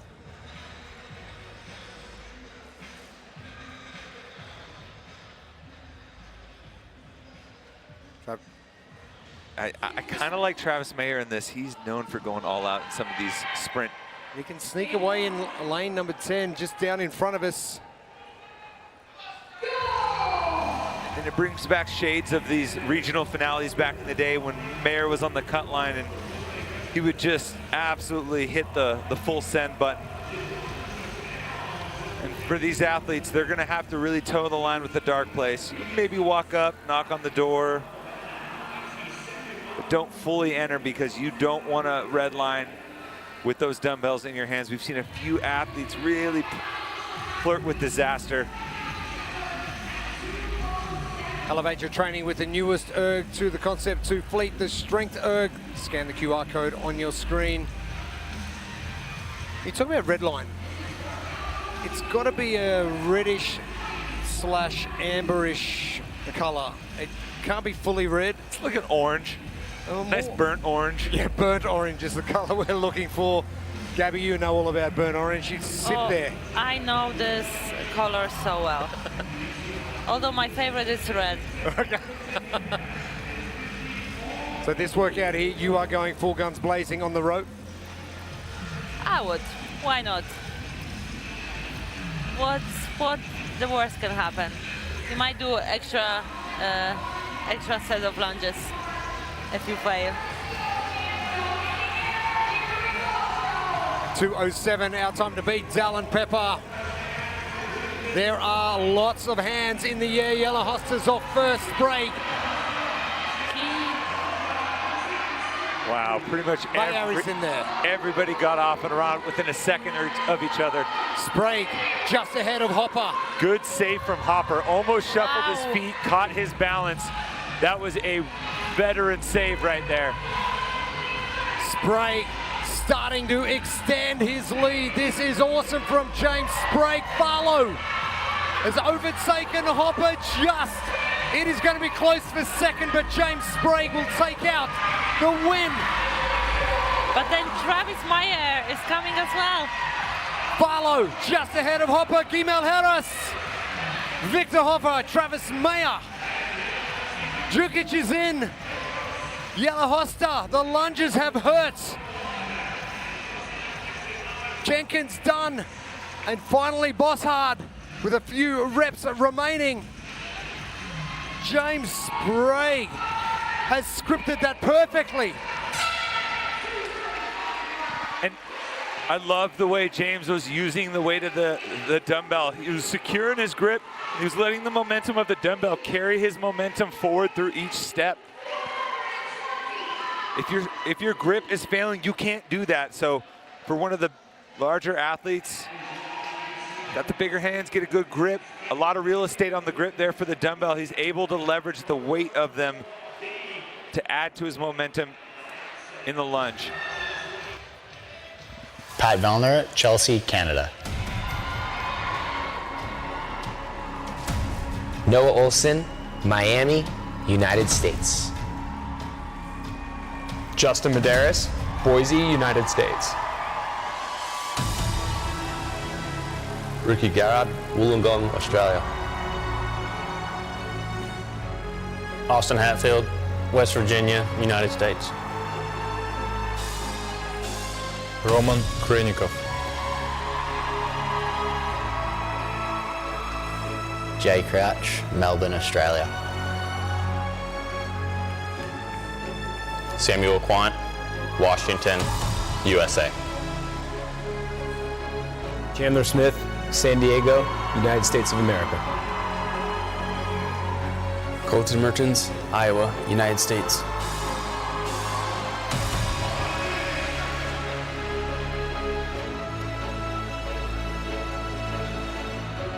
Our third and final heats of 4A, our lane assignments. There are some heavy hitters in this field. The 400 club is calling. One athlete who has hit that as well is Austin Hatfield, the winner of Tour Stop #1. Chandler Smith almost set Australia alight with some heavy lifting a few years ago at the Down Under Championship. Khrennikov is just consistent across the board so far. Can he maintain? I think the focus becomes what can Khrennikov clean to set himself up for what should be a really good 4B for him.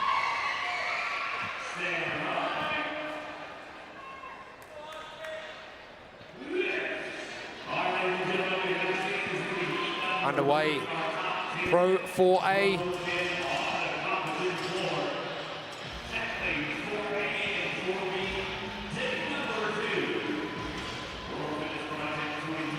This one presented by Concept 2. These athletes have 8 minutes to find a max clean. Plenty of time to get lots of lifts in before a 2-minute rest to reset for the second part of this.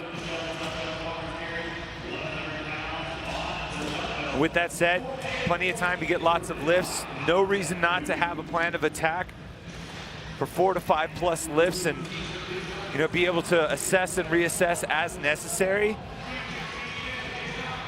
No need to go out there and wing it. Now, Gabby, going into 8-minute block of lifting like this, what's your plan as an athlete?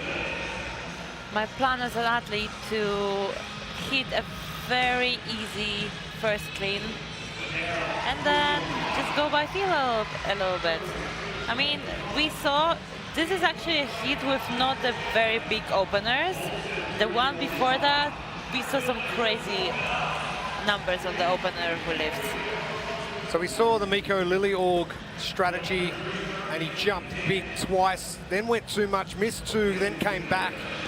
Dallin Pepper had a good progression slowly as he went through. What's the general plan?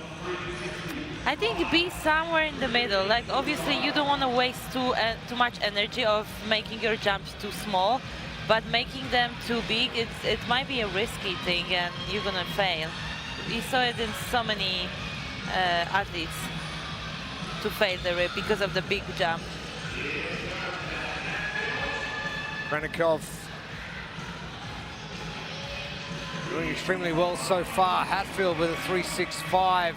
Smooth lift from Hatfield, hoping to regain some momentum. Had an equipment malfunction in the previous event. They were able to go back, present him with some options on how to best remedy that. They were able to give him an adjusted time based on his performance, and good to go from here. Colton Mertens, exceptional performance yesterday. Oh, yeah. Oh, yes, we like that. For Colton, it's going to be a matter of just getting the barbell to that front rack position. Whatever he catches, he's going to be able to stand up. Olsen. One of the hallmarks of Noah's lifting is speed under the bar. He's always been so fast, and curious to see Ricky go with the power clean. Normally it's a way of firing up that nervous system to get ready for a heavy squat. It's an interesting strategy from Ricky Garrard. Because he's done that 2 lifts in a row now. I understand maybe with the opening 315. Hopefully he's all right. Now Olsen currently leading 370 pounds. Sam Quantz. Oh, not a conventional lift, but a great save. Hrenikov asking for some help here. And just off screen, Hatfield hit 390. He got it. It was just too much on his heels. The body shifted. We know it's exciting when that 4 flips over. 405, Hatfield.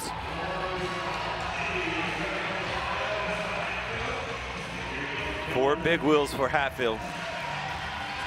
Great crouch, some good lifting. Vellner. Oh, Mertens, great bounce outs. Hrenikov remedying the other lift a few minutes earlier. Medeiros going for a 3.75. Oh, Chandler with a power clean, almost a split clean. There's a power split. Hybrid. Oh, Medeiros good for 3.75. Oh, stop. I think there's more in the tank there for Hatfield. Now you get that 400-pound barrier. You start to look at, all right, what are the other lifts from the previous heat? I know his coaches are aware of that. Farlow at 407. You had Tudor Magda, 400 plus. Tudor Magda was 407 as well. Tola Maracanio 410. That's from the challengers, thankfully. Thankfully, we've got a lot in the 400 club. There's going to be some that fall just short. So unless, in this scenario, unless Hatfield's going to go for 420 or 421, he only needs to add 3 pounds. And then there's also the, I guess, the confidence boost that you could get where, hey, I feel good. I think I can go for the PR. And yeah, look at this. This is it worthwhile doing the 421 just to take the lead? I mean, it just depends if you want to deny Guy the additional 5 points, right? Because he can get a tie and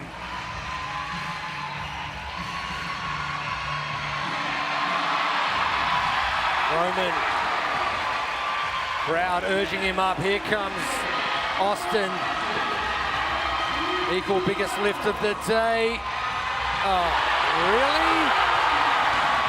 I think you got to go for the win now. There's one more. Mertens, he's in the club as well, 405. 2 minutes left. Good save, Jay Crouch. Doesn't even have to be that much. You can throw the 1-pounders on and get 422 and get the sole win here.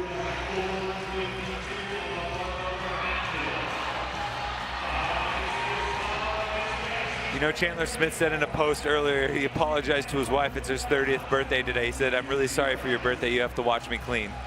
So Chandler, always a good sport about what happens on the competition floor. Medeiros going for 392, 422, just enough for the win.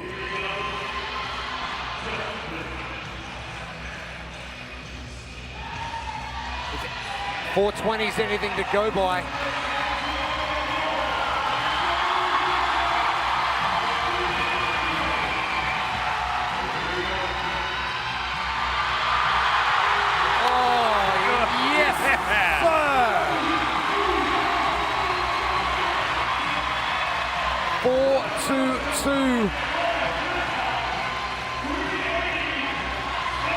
Roman fighting all the way on this one.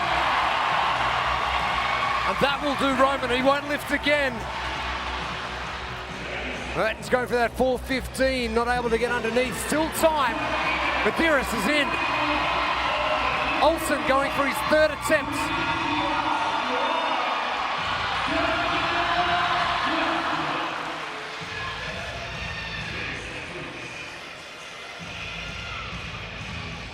Oh, man. I don't know about their nervous systems, but ours a shot. I was to say, I need a 2-minute break after that. Some great lifting. Oh, that was awesome. Some great strategy as well. 4A, we have ticked that box. We move on to 4B. This one presented by Concept 2.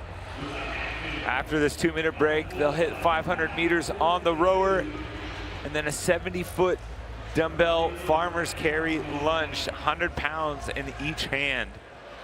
That 70-foot lunge is broken up into a 50-foot section and a 20-foot section. How important is that shoe change, going from maybe a weightlifting shoe to something a little bit more comfortable? Yeah, it's really uncomfortable to row in the weightlifting shoes, and also lunges in them, you don't really want to do that. But it's beneficial to have the extra support on the weightlifting part, to have the lifters, so it's great that they have enough time to not stress about wrong shoes. 422 pounds. Mertens lifting well.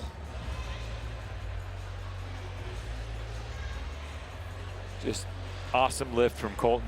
After that triple bodyweight back squat in Albany, joining the 405 4 big wheel club. How many people do we have already in Club 400? 9 in total so far from both of our divisions, Challenger and Pro. We're expecting 5, we've got 9. That'll do. 192 kilos, 422 pound. I was going to say no sweat, but he's got a little bit. Just amazing growth overall in the sport from these men, their lifting capabilities.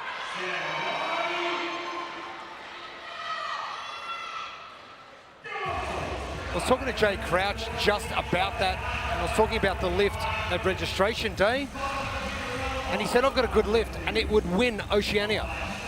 But it doesn't compare worldwide. So he goes, I've got to take that hit. Yeah, and that's just the difference from stepping up from a national to international stage, right? And that's part of the development of the sport. The blueprints presented by Concept 2. These athletes are going to have to ride that fine line between going to the dark place and hitting that red line. Keep your eyes peeled. Roman Krenikov is coming. Elevate your training with the newest erg to the Concept 2 fleet, the Strength erg. Scan the QR code on your screen. Now, Roman's probably pulling a 125, 127, but it doesn't look like he's pulling it. I was close. Patrick Vellner rowing at that 129, 128. In the previous heats, you had Hopper and Sprague get off right around the 128, 129 mark. Oh, Mertens, I'm loving that backhand pull. Keeping that chain nice and straight. Yeah, he's not going to have the advantage of a longer pull, but you know what? He can increase his turnover and make up for it. A lot of judges' hands in the air. Roman straight off and straight to work. Hatfield next. Medeiros is third. Gerard was fourth. Krenikov starting things off. Hatfield, Krenikov in the middle. Outside lane, St. Patrick, Fellner. Here comes the veteran. He's had a big move today. He wants to keep that going. Seven Quants coming home strong as well. 7 athletes within 1 step of each other. Ricky Gerard is going to take it. Oh, Sam Quant is in Fellner. Krenikov, Crouch, and Medeiros. Oh, you're kidding. Hatfield got past that first 50-foot marker, thankfully, and didn't have to reset all the way across the floor because that'd have been a heartbreaker. And Ricky the sleeper, but didn't he lunge quick? And you know, he power cleaned, he didn't go below parallel. Not sure if something was up there, but he looked fine there on the lunge. Interestingly enough, you're talking to some athletes, sometimes you have an issue with the high hamstring groin area. You can't squat because of the rotation, the hip, but you can lunge. So hopefully Ricky's all right, but in the very least, he was able to go all out there in 4B. The day. Linda Keesman, Amsterdam, the Netherlands. Vår Turmanmo, Oslo, Norway. Elena Carratala, Villarreal, Spain. Kyra Milligan, Nashville, United States of America. Paige Sananza, Pittston, United States. Manon Gonez, Chamonix, Belgium. Olivia Kerstetter, Kansas City, United States. Sydney Mikulishin, Winnipeg, Canada. Hannah Black, Texas, United States.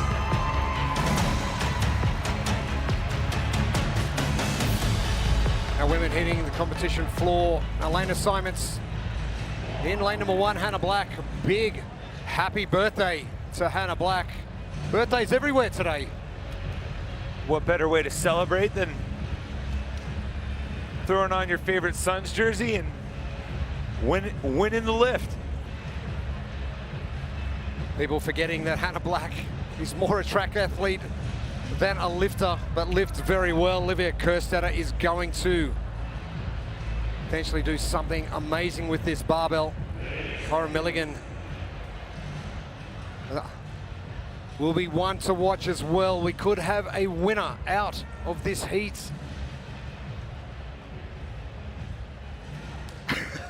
Kyra just sizing up the barbell.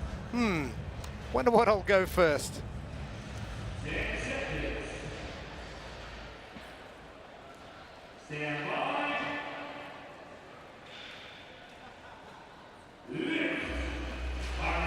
Underway for our first pro women's heat. This is 4A. These women will have a chance to establish their max clean in 8 minutes with a nice little 2-minute rest before they reset for the second part of this 2-part workout. And the blueprint presented by Concept 2. We've been seeing athletes get 5, 6 attempts at a lift here. So with that in mind and plenty of opportunity to adjust and readjust, come out with a plan, map out those lifts ahead of time, and then focus on the lift and attack. In regards to feeling your way through this 8 minutes, do you work on percentages? Do you work on weight? Do you work on potentially the fatigue levels of the previous workouts coming in? I mean, there's so many implements that come up to this, but You just have to remember what you feel the most comfortable with what weight during your weightlifting workout, and basically be based on that.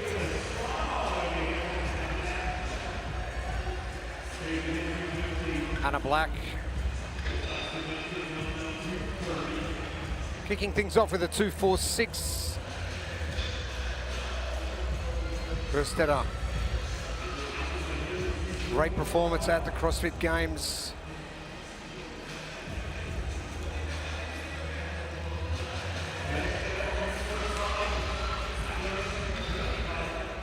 And Manon Agones staying in touch with our leaders. Nina Karathala hitting 200. Menza, great elbow turnover. That was quick. Kyra Milligan with a good lift at 255 already. It looks like we might have a little back and forth duel between her and Hannah Black.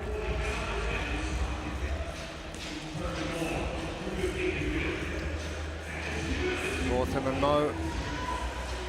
Sydney Mikulishin. All being fairly conservative with the numbers going up.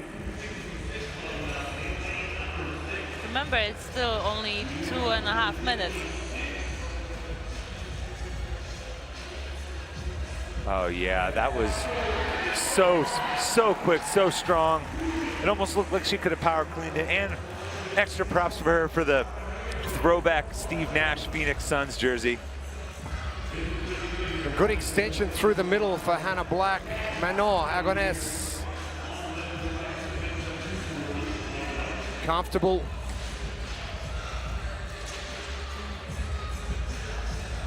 Looked like Amy Kringle got that high enough, but tried to ride it down maybe in a funky position. Plenty of time to reset. I think she might get that. Case one.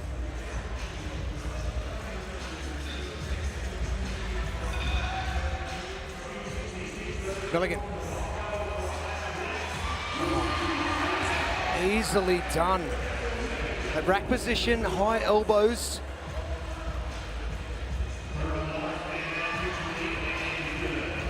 And Vore working hard for that one. Let's talk about time under tension for a little bit. We saw in the previous heat with Roman Krenikov on that final lift, it took him a fair bit of time, almost 10 seconds to stand that up. How much does that take out of you? It takes so much. Sometimes it's easier to just drop it and go for one more again.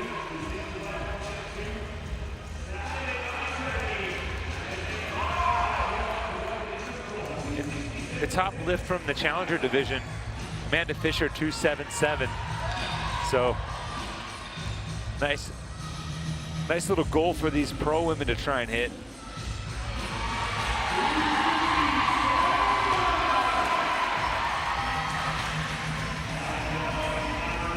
I just look at the current scores on the board, and wow, those girls got really strong. It's not long ago that, you know, you're looking at 225, 235 as kind of the threshold for elite lifts in this sport, and that's just continued to grow and grow. 225 used to be a top lift, and now it's just like baseline. Casemon and Milligan successful in their lifts. Hannah Black still doing well, but now chasing down Kyra Milligan. Karathala successful. Roman Mo getting hers done. Menza. Menza, former Ohio State hockey player. Big win for her Buckeyes today in college football.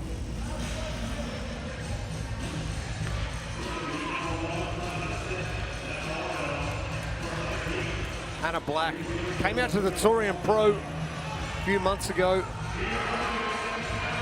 Some heavy lifting going on. Oh, she's looking really comfortable. And if you can scroll back, go look and see how high she caught that bar. so much more in the tank. Yeah, so much just raw speed and power.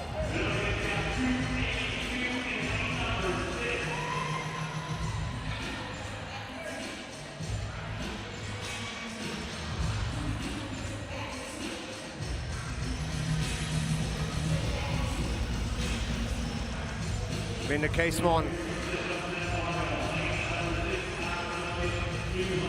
adding 5 pounds to her tally.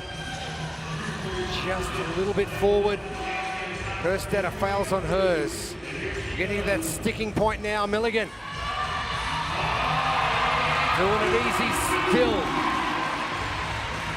282.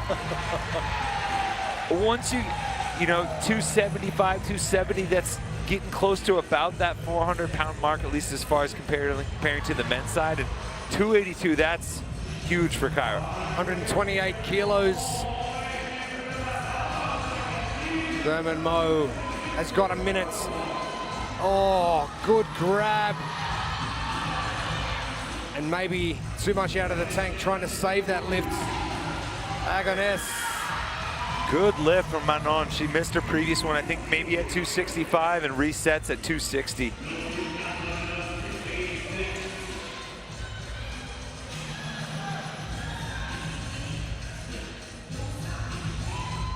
Herstetter resetting. Oh, just bouncing out the front. Milligan going for a quick one. A quick deadlift, that is. Yeah, just maybe get ready for that initial row pull. Not a bad thing to do either. So Menza, the final lifts of our first pro women's heats. Let's throw something at you quickly. Exactly what Kyra Milligan just did then. Do you load up really heavy and then do a slow-ish deadlift from the ground to prepare that nervous system for that first pull? I mean, I might not go so far as that, but understand that, hey, whatever work you put on the clean in those final 2 minutes will kind of effectively work that way. 4B coming up for our pro women heat number 1. 500 meters on that Concept 2 rower. Then a 70-foot dumbbell farmer's carry lunge. These women will have 70 pounds in each hand for that last lunge. I'm excited to see Olivia in this one. I think the lift didn't go as she planned it. I think she failed 2 of them, so now it's a payback time. And Gabby, for you, if you have a 2-parter like this and you maybe hit a big lift that you were hoping for, like Kyra did, how much does that help you in that next all-out sprint? It definitely helps a lot, but I try to separate those things. So whenever if it went good or bad, I'm just trying to reset this and just focus on the task ahead. All right, how about another quick question before we get started with 4B?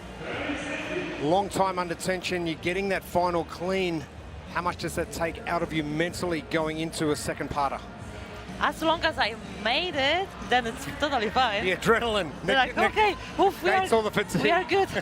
Let's go to another one. Excited to see what Hannah Black can do with 4B as well.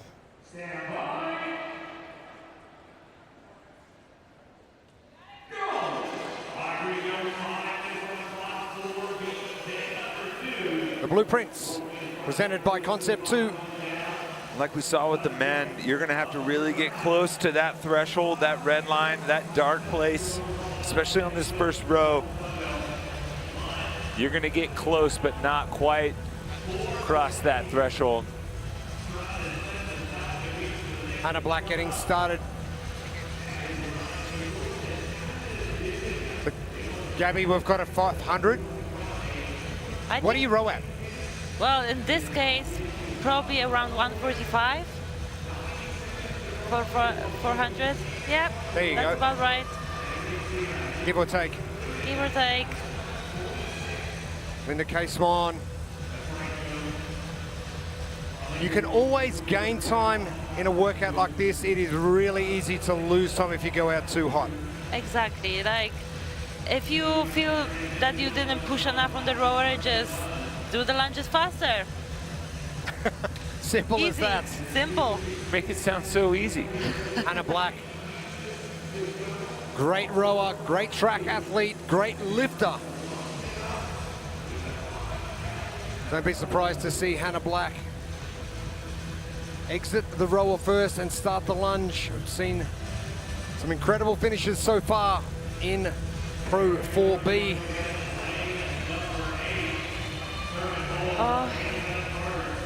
And we have half of our athletes ready to go. Hannah Black, no messing around here.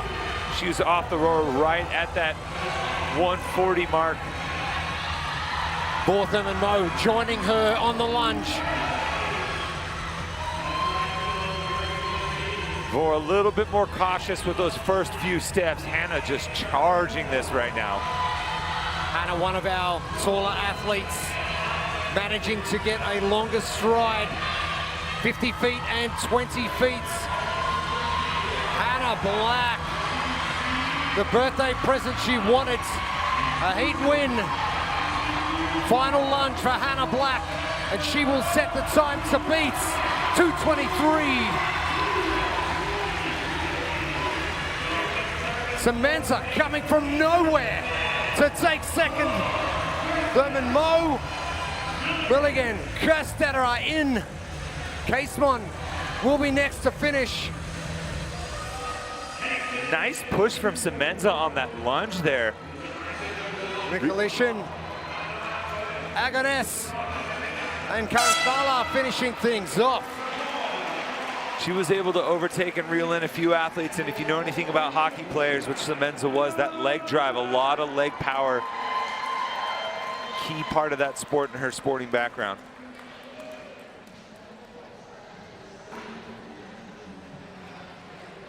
A big happy birthday to Hannah Black. Jennifer Muir, Glasgow, Scotland. Ode Lundegren, Oslo, Norway. Brooke Wells, Nashville, United States of America. Emily Rolfe, Vancouver, Canada. Sydney Wells, Nashville, United States. Laura Horvath, Budapest, Hungary. Annika Greer, Prince Edward Island, Canada. Danny Spiegel, San Diego, United States.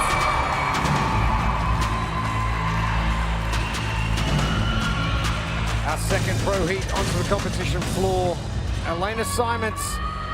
And we have got some big lifters in this field. Just a reminder, Jamie Simmons and Alexis Raptis unfortunately have had to withdraw from competition. Danny Spiegel, she is on a progression upwards. Anytime a max lift is in the equation, particularly when it deals with squatting, she's in the conversation. Same with Laura Horvath. Great result from Laura. Annika Greer coming off a great performance in the max back squat at the games. One of the top lifts on the women's side as far as like pure leg strength. She's got it.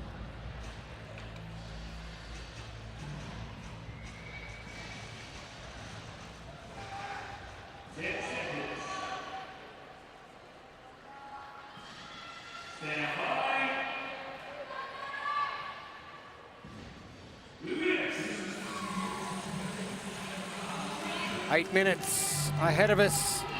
Pro 4A.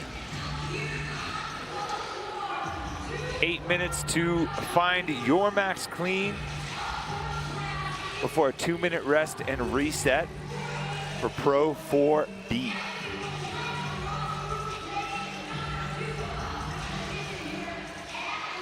Our best to get the most out of each lift. Here's the blueprint presented by Concept 2. There's so much, 8 minutes may not seem like a lot, but as far as a max lift is concerned, and with the way these women prepare, there is a ton of time to get plenty of attempts here. So come in with a plan, map out all of your lifts, give yourself multiple pathways to get to the weight that you want and attack.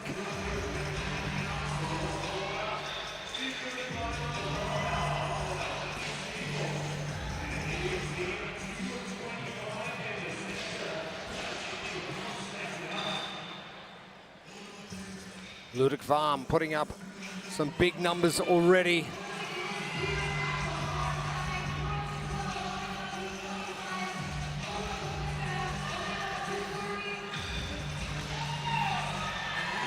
Annika Greer finishing in 14th to a stop number 1, as you said, Tommy. Some good results at the games in Albany. Jen Muir. Steady she goes. Laura Horvath with a big training block under her belts.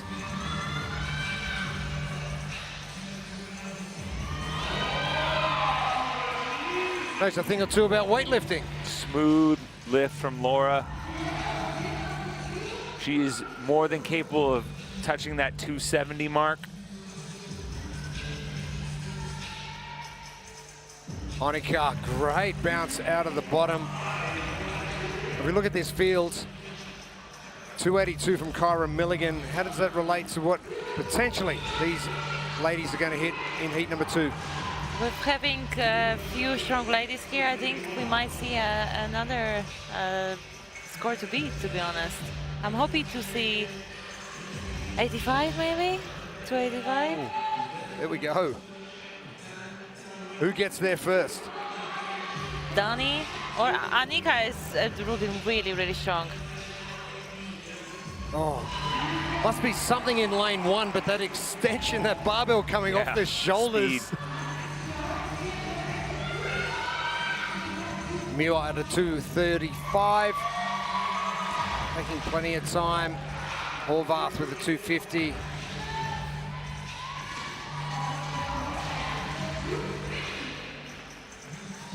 Just good positions by Annika. She receives that bar so nice and upright in a good position. Really quick drive out of the bottom, makes it look so effortless. You spoke about it earlier with the men's pro with Colton. If he gets it to the position, he can stand it up. And Annika did a great job of doing exactly that.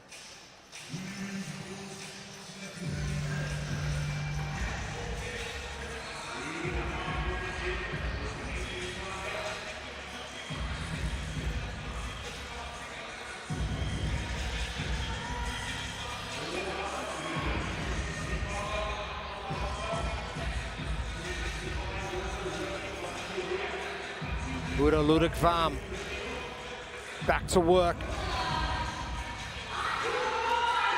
Oh, just getting it. That's a good lift from Uda. We've seen so much capacity from the Norwegians on the aerobic side. Getting to see some of that good power output from Uda and them working on the lifting capacity. Oh, again. Yeah, that was, she smoked that. And this is the scenario for Annika. At the games when it came to the back squat, she didn't have the benefit of being in the last heat.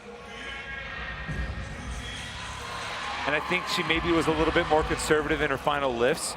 But when she stood up from the final made lift, you could tell that she had more in the tank, and there was a little bit of frustration there. So I wonder if that paints her to a position where, hey, I'm gonna go for it a little bit more now. I'm not gonna make that mistake twice.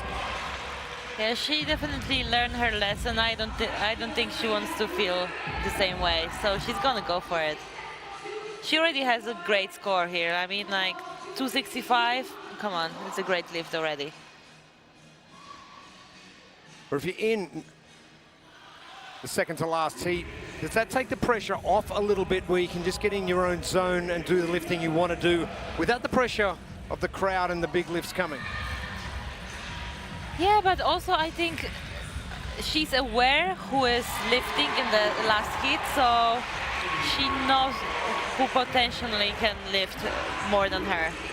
Second best lift so far, Annika Greer, 2.75. You could see it on her face too. There was some spice factor on that one. That was the one she was hoping for, and now she's playing with house money. Oh, Uda not able to get that one. The judge says, no way. Oh gosh.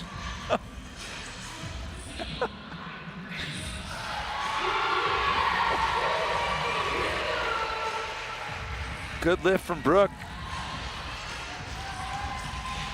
Emily Rolfe for 2.25. Muir. Still got 2 minutes.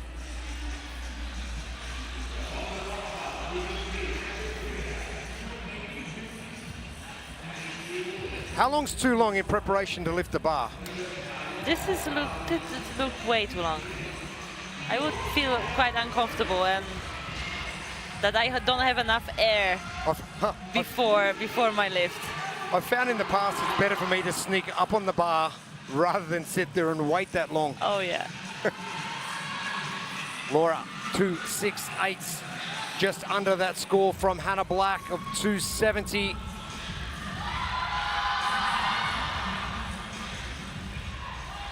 Oh, come on.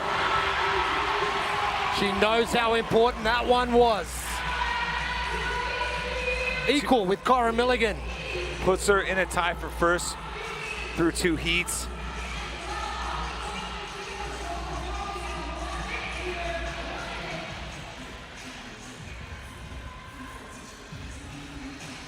Man, you love that show of emotion. Brooke about to get after it. Emily Rolfe in the background as well. Elbows not playing the game.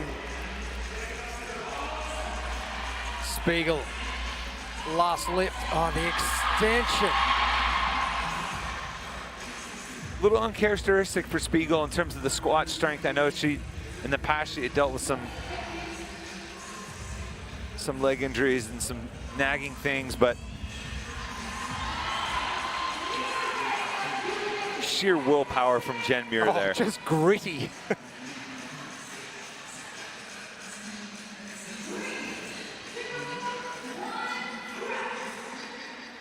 A 2-minute transition period now. Some good lifting from our ladies in heat number 2. They will start preparing now for Pro 4B. That was a very important lift for Annika. I mean, she's not the best on the machines, so this is going to be a hard workout to gain a lot of points, so she managed it very, very well. Pro 4B for these women, 500-meter row, a dumbbell farmer's carry lunge with 70 pounds in each hand. That 70 feet is broken up into 2 sections, 50 feet and 20 feet. So you have to get through that first 50 before you have a threshold where you can stop and not have to reset across the floor. The idea, the goal, not to stop. Giving you that little bit of a breather has brought some of our athletes unstuck.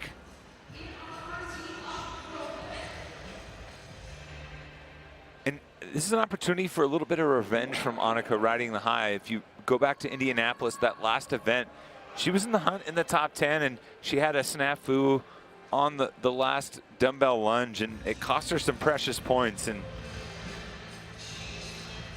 you got a little bit of momentum now. Good time to get that revenge. If we are talking about revenge on the lunges, there's one more athlete who's hoping for that revenge. Laura Horvat and the lunges on the final event and the Tour's one stop. That's going to be a great workout to prove that she's been working on that. It's one of those movements as well. I don't enjoy doing a lunge, but it's something that you just need to do, load up that posterior chain.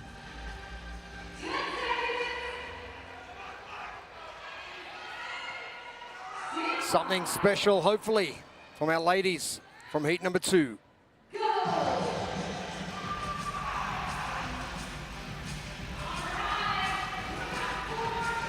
The blueprints presented by Concept 2. These women are going to have to push the pace here, getting that near maximal effort on the row. You're going to knock on the door for that red line, but don't quite cross that threshold. Don't enter it. Ride the line and hang on for dear life. Elevate your training with the newest erg to the Concept 2 fleet, the Strength Erg. Scan the QR code on your screen. Now, Gabby, you're in a 500-meter race with another 9 ladies on the competition floor. Are you focused just on what you're pulling for the 500 meters? Are you looking at the meterage? Are you looking at your wattage? What particular point are you looking at on the screen? No, I'm just looking for the pace. I was planned to hold from the very beginning.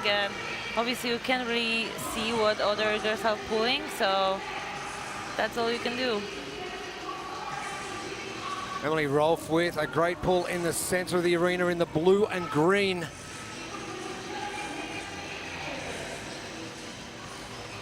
Judges' hands will be coming shortly. Hannah Black was off right about the 140 mark. Ludic Vam. Horvath is second, Emily Rolfe third, and Spiegel in fourth. Jen Muir in lane number 10 is there as well. Uda Ludic Vam from Krieger Training has got a couple of meters on Laura Horvath. As you mentioned, Gabby, it is redemption time for Laura, and she is coming strong. Horvath, Ludic Vam, battling it out for the lead. 2:24, our time to beat from Hannah Black. And a close call from Uda, almost shuffled her feet, caught herself at the last second, but that was just an opportunity for Laura to overtake her and put distance between them. Laura Horvath is going to take this out. It won't be the fastest time, it'll be the second fastest time, Laura Horvath. Redemption, tick. And Uda had to set the dumbbells down, and almost the entire heat passed her in the process. Sydney, Brooke, Danny, all coming in. Emily Rolfe is done. Uda coming in as well. It looks like for Uda it was just a grip issue. She just couldn't hold the dumbbells. We've seen a number of times over at Challenger and Pro Heats that grip from yesterday and this morning has really started to kick in. Especially if you're going to let those dumbbells swing and let them try and carry the momentum into each step. That just puts stress every time that weight comes forward on those hands. And Ella Wilkinson, Wigan, United Kingdom. Ariel Lowen, Texas, United States. Lydia Fish, Wisconsin, United States of America. Amy Kringle, Isle of Man, UK. Lucy Campbell, Nottingham, UK. Emma Lawson, Ontario, Canada. Andreas Solberg, Oslo, Norway. Emma Thal, Växjö, Sweden. Daniel Brandon, Florida, USA. Fisa Yaffe, Jacksonville, USA. Our final heat of the day, it is heat number 3, our lane assignments. And we've had some big movers and shakers. One lady who is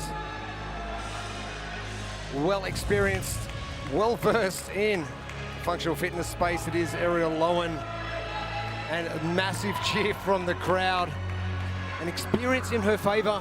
For someone who trains in their own garage, she does very well. Emma Tall making the jump into second. And the jump she needed to make, I spoke to her during the break, and she was very excited with pro number 3. And Solberg finds herself in the lead. It is time to focus. Head down. And ready to lift heavy barbells.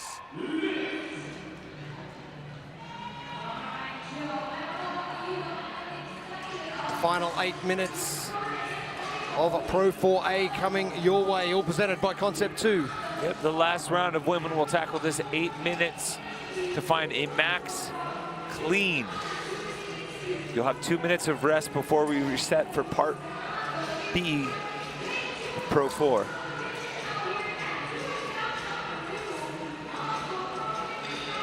Knowing what's happened in the previous 2 heats, you're sitting out the back in heat 3, understanding that, hey, potentially I've got to do something that I don't know that I'm capable of just yet. What's your mindset going in? Well, I'll be a bit concerned. I mean, heat number 2 was amazing. They were lifting so much weight. It's gonna be hard to beat 282. The 285 is probably going to be that magic number that someone needs to hit if they want to take the 100 points here.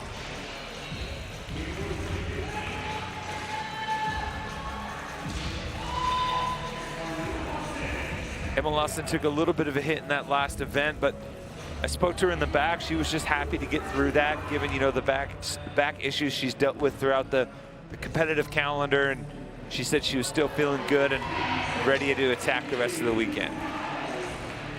Lisa Garfi getting that knee buckle on that right leg. Maybe just going, okay, this is what we need to deal with.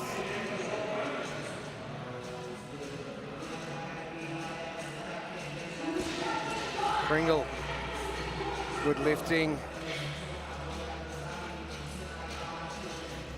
Emmett Saul, that looked good. Oh, Wilkinson, power cleaning. Both Ella and Danielle Brandon power cleaning these first couple of bars. DB wearing the Randy Johnson Diamondbacks jersey. DB with a DB jersey.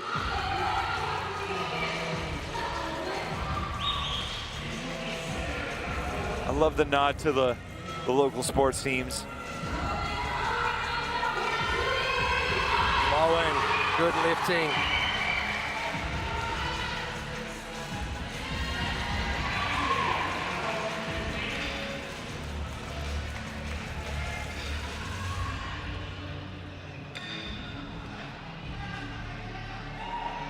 And going through the 8 minutes of lifting, I know you are aware of what your other athletes are lifting. How much does that come into play, especially if you haven't got a direct opponent in the next lane? Then you are just battling with yourself, to be honest, and trying to hit whatever you decided you want to do. But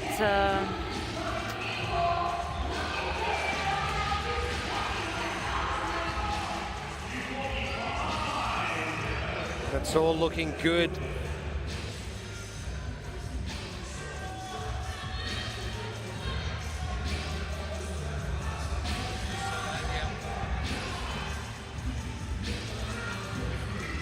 Current leader, Freya Solberg. And great to see Lucy Campbell getting into that rack position. We've seen after that injury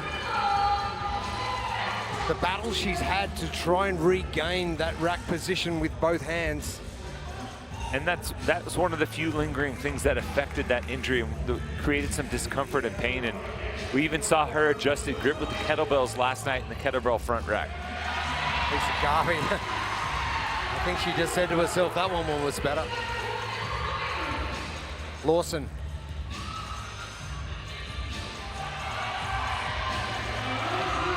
And that's a good lift for Lawson. Forcing that torso into that upright position. And Campbell getting buckled out the back of that one. Oh, still looking strong. And this is huge for Emmental because right now Andrea Solberg is at the bottom of this heat as far as lifts are concerned. She's the only athlete ahead of her on the leaderboard, and the two behind her, Amy Kringle, Lucy Campbell, both behind Emma on the lift so far. This could be the pathway for Emmental, taking that overall lead and putting a smile on Gabby's face. My bet, my bet. We can't get the smile off her face. So Garfi, oh, better lifting this time. She's growing into this weight. Crowd really giving her a cheer on every time she lifts that barbell. Lydia Fish unsuccessful with that.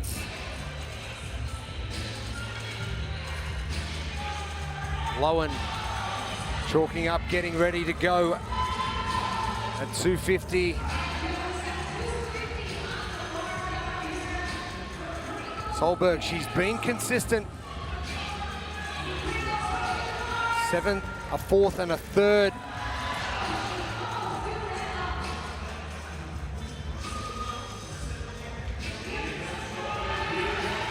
Brandon about to dress the bar. Solberg just getting out of the hole. And that's huge. That moved her into a tie with 2 other athletes and ahead of Lucy Campbell. Still 20 pounds off the top lift, but still good progression for Emma Tall.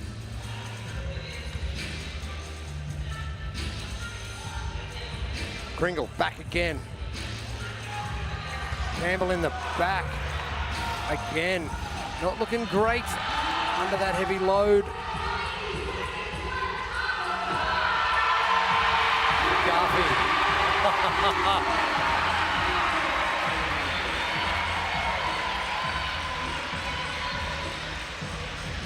Fish good position, unable to get that stood up.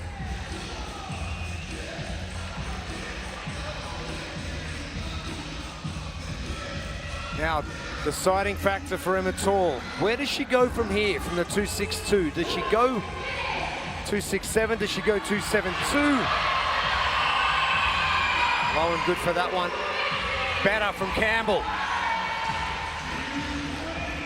Find a way, she is doing just that.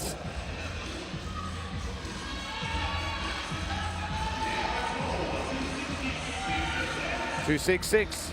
266 it is. Oh, yes. She is so determined. I spoke to her about her shoulder. She said very niggly after tool stop 1, tool stop 2. She said it's feeling really good and no issues so far. Lawson. Oh, thought she might have had that one. Fish unsuccessful again. Zagafi, the roof will lift off. She gets this one.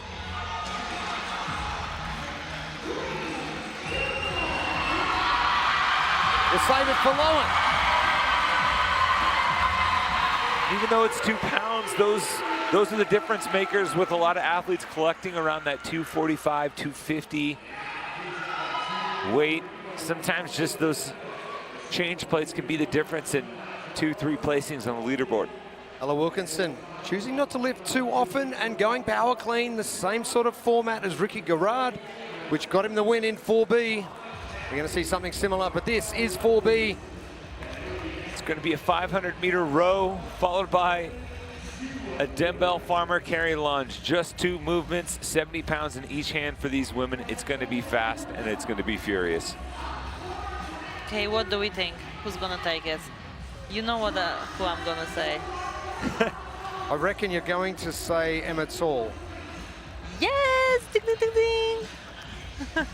I kind of like Danielle Brandon here. I was going to say either Danielle Brandon, Emma Lawson, or Amy Kringle. I think one of those 3 are really going to challenge Emma Tall. Brandon, good pick. Also, I would say Lucy Campbell, but I'm not sure how she's going to deal with carrying those dumbbells. Maybe the weight's going to be a bit too heavy. What we've seen from some of the other athletes too, as fatigue sets in, you get a little bit of wrist flexion and extension. You could see how cautious she was with the clean just a second ago. Does that creep into your psyche a little bit? Is she able to manipulate that thumb position as well to make it a little bit easier? Yep, great point. Kringle. Good on the row.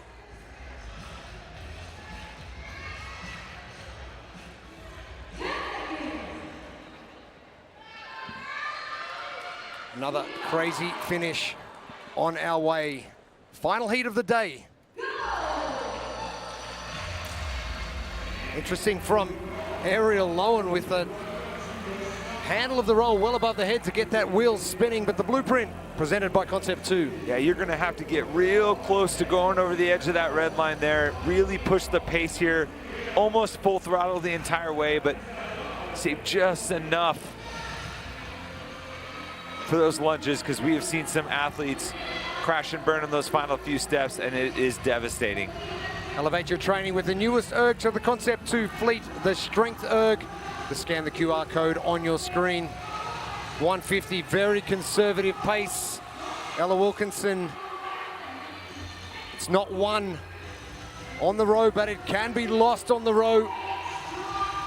And both Amy Kringle and Emma Tall are holding a much faster stroke rate than the rest of the field right now. And they're at the front of this heat. Hannah Black out time to beat 2:24. Horvath in 2:26 and Paige Semenza 2:32 in line with Sydney Wells and Jen Muir. It is tight at the top of the 4B leaderboard. It is a very quick pace from Amy Kringle. We just saw Ella Wilkinson. She's put herself into the conversation for the top on this rower. Emma Tall, first judge hand in the air. She has rode this extremely well. Kringle is second, DB third. Tall getting to work. She's got a little bit of a lead. She is fighting the leaderboard. Kringle, she has got a longer stride length. She's taking a bit of time to get set. Campbell on her way. Faster lunging from Campbell. We saw this at tour stop number 1. Redemption as well coming. You can see the difference in the dumbbell angle. Campbell letting that left dumbbell, the front head fall forward. You see Emma Tall, she's got such strong grips, able to maintain the front head of the dumbbell nice and higher than the back. Emma Tall. Oh no! Emma Tall being sent back, opening the door for Lucy Campbell. Campbell just outside that time from Hannah Black. Kringle coming in, Lowen is next. Emma Lawson, Danielle Brandon. Emma Tall just short of that 20-foot segment coming in. It looked like she was so far into that section and almost there, but unless it was a stutter step forward, we're not sure. Or maybe just not quite past the line. I think what happened is her heel was still on the line, and instead of doing one more lunge, she just took a step, and that was the mistake, and she needed to go back. So she did do an extra step, but she progressed forward, so the judge was right to pull her back, because the only way you can progress forward is by lunging. Lydia Fish.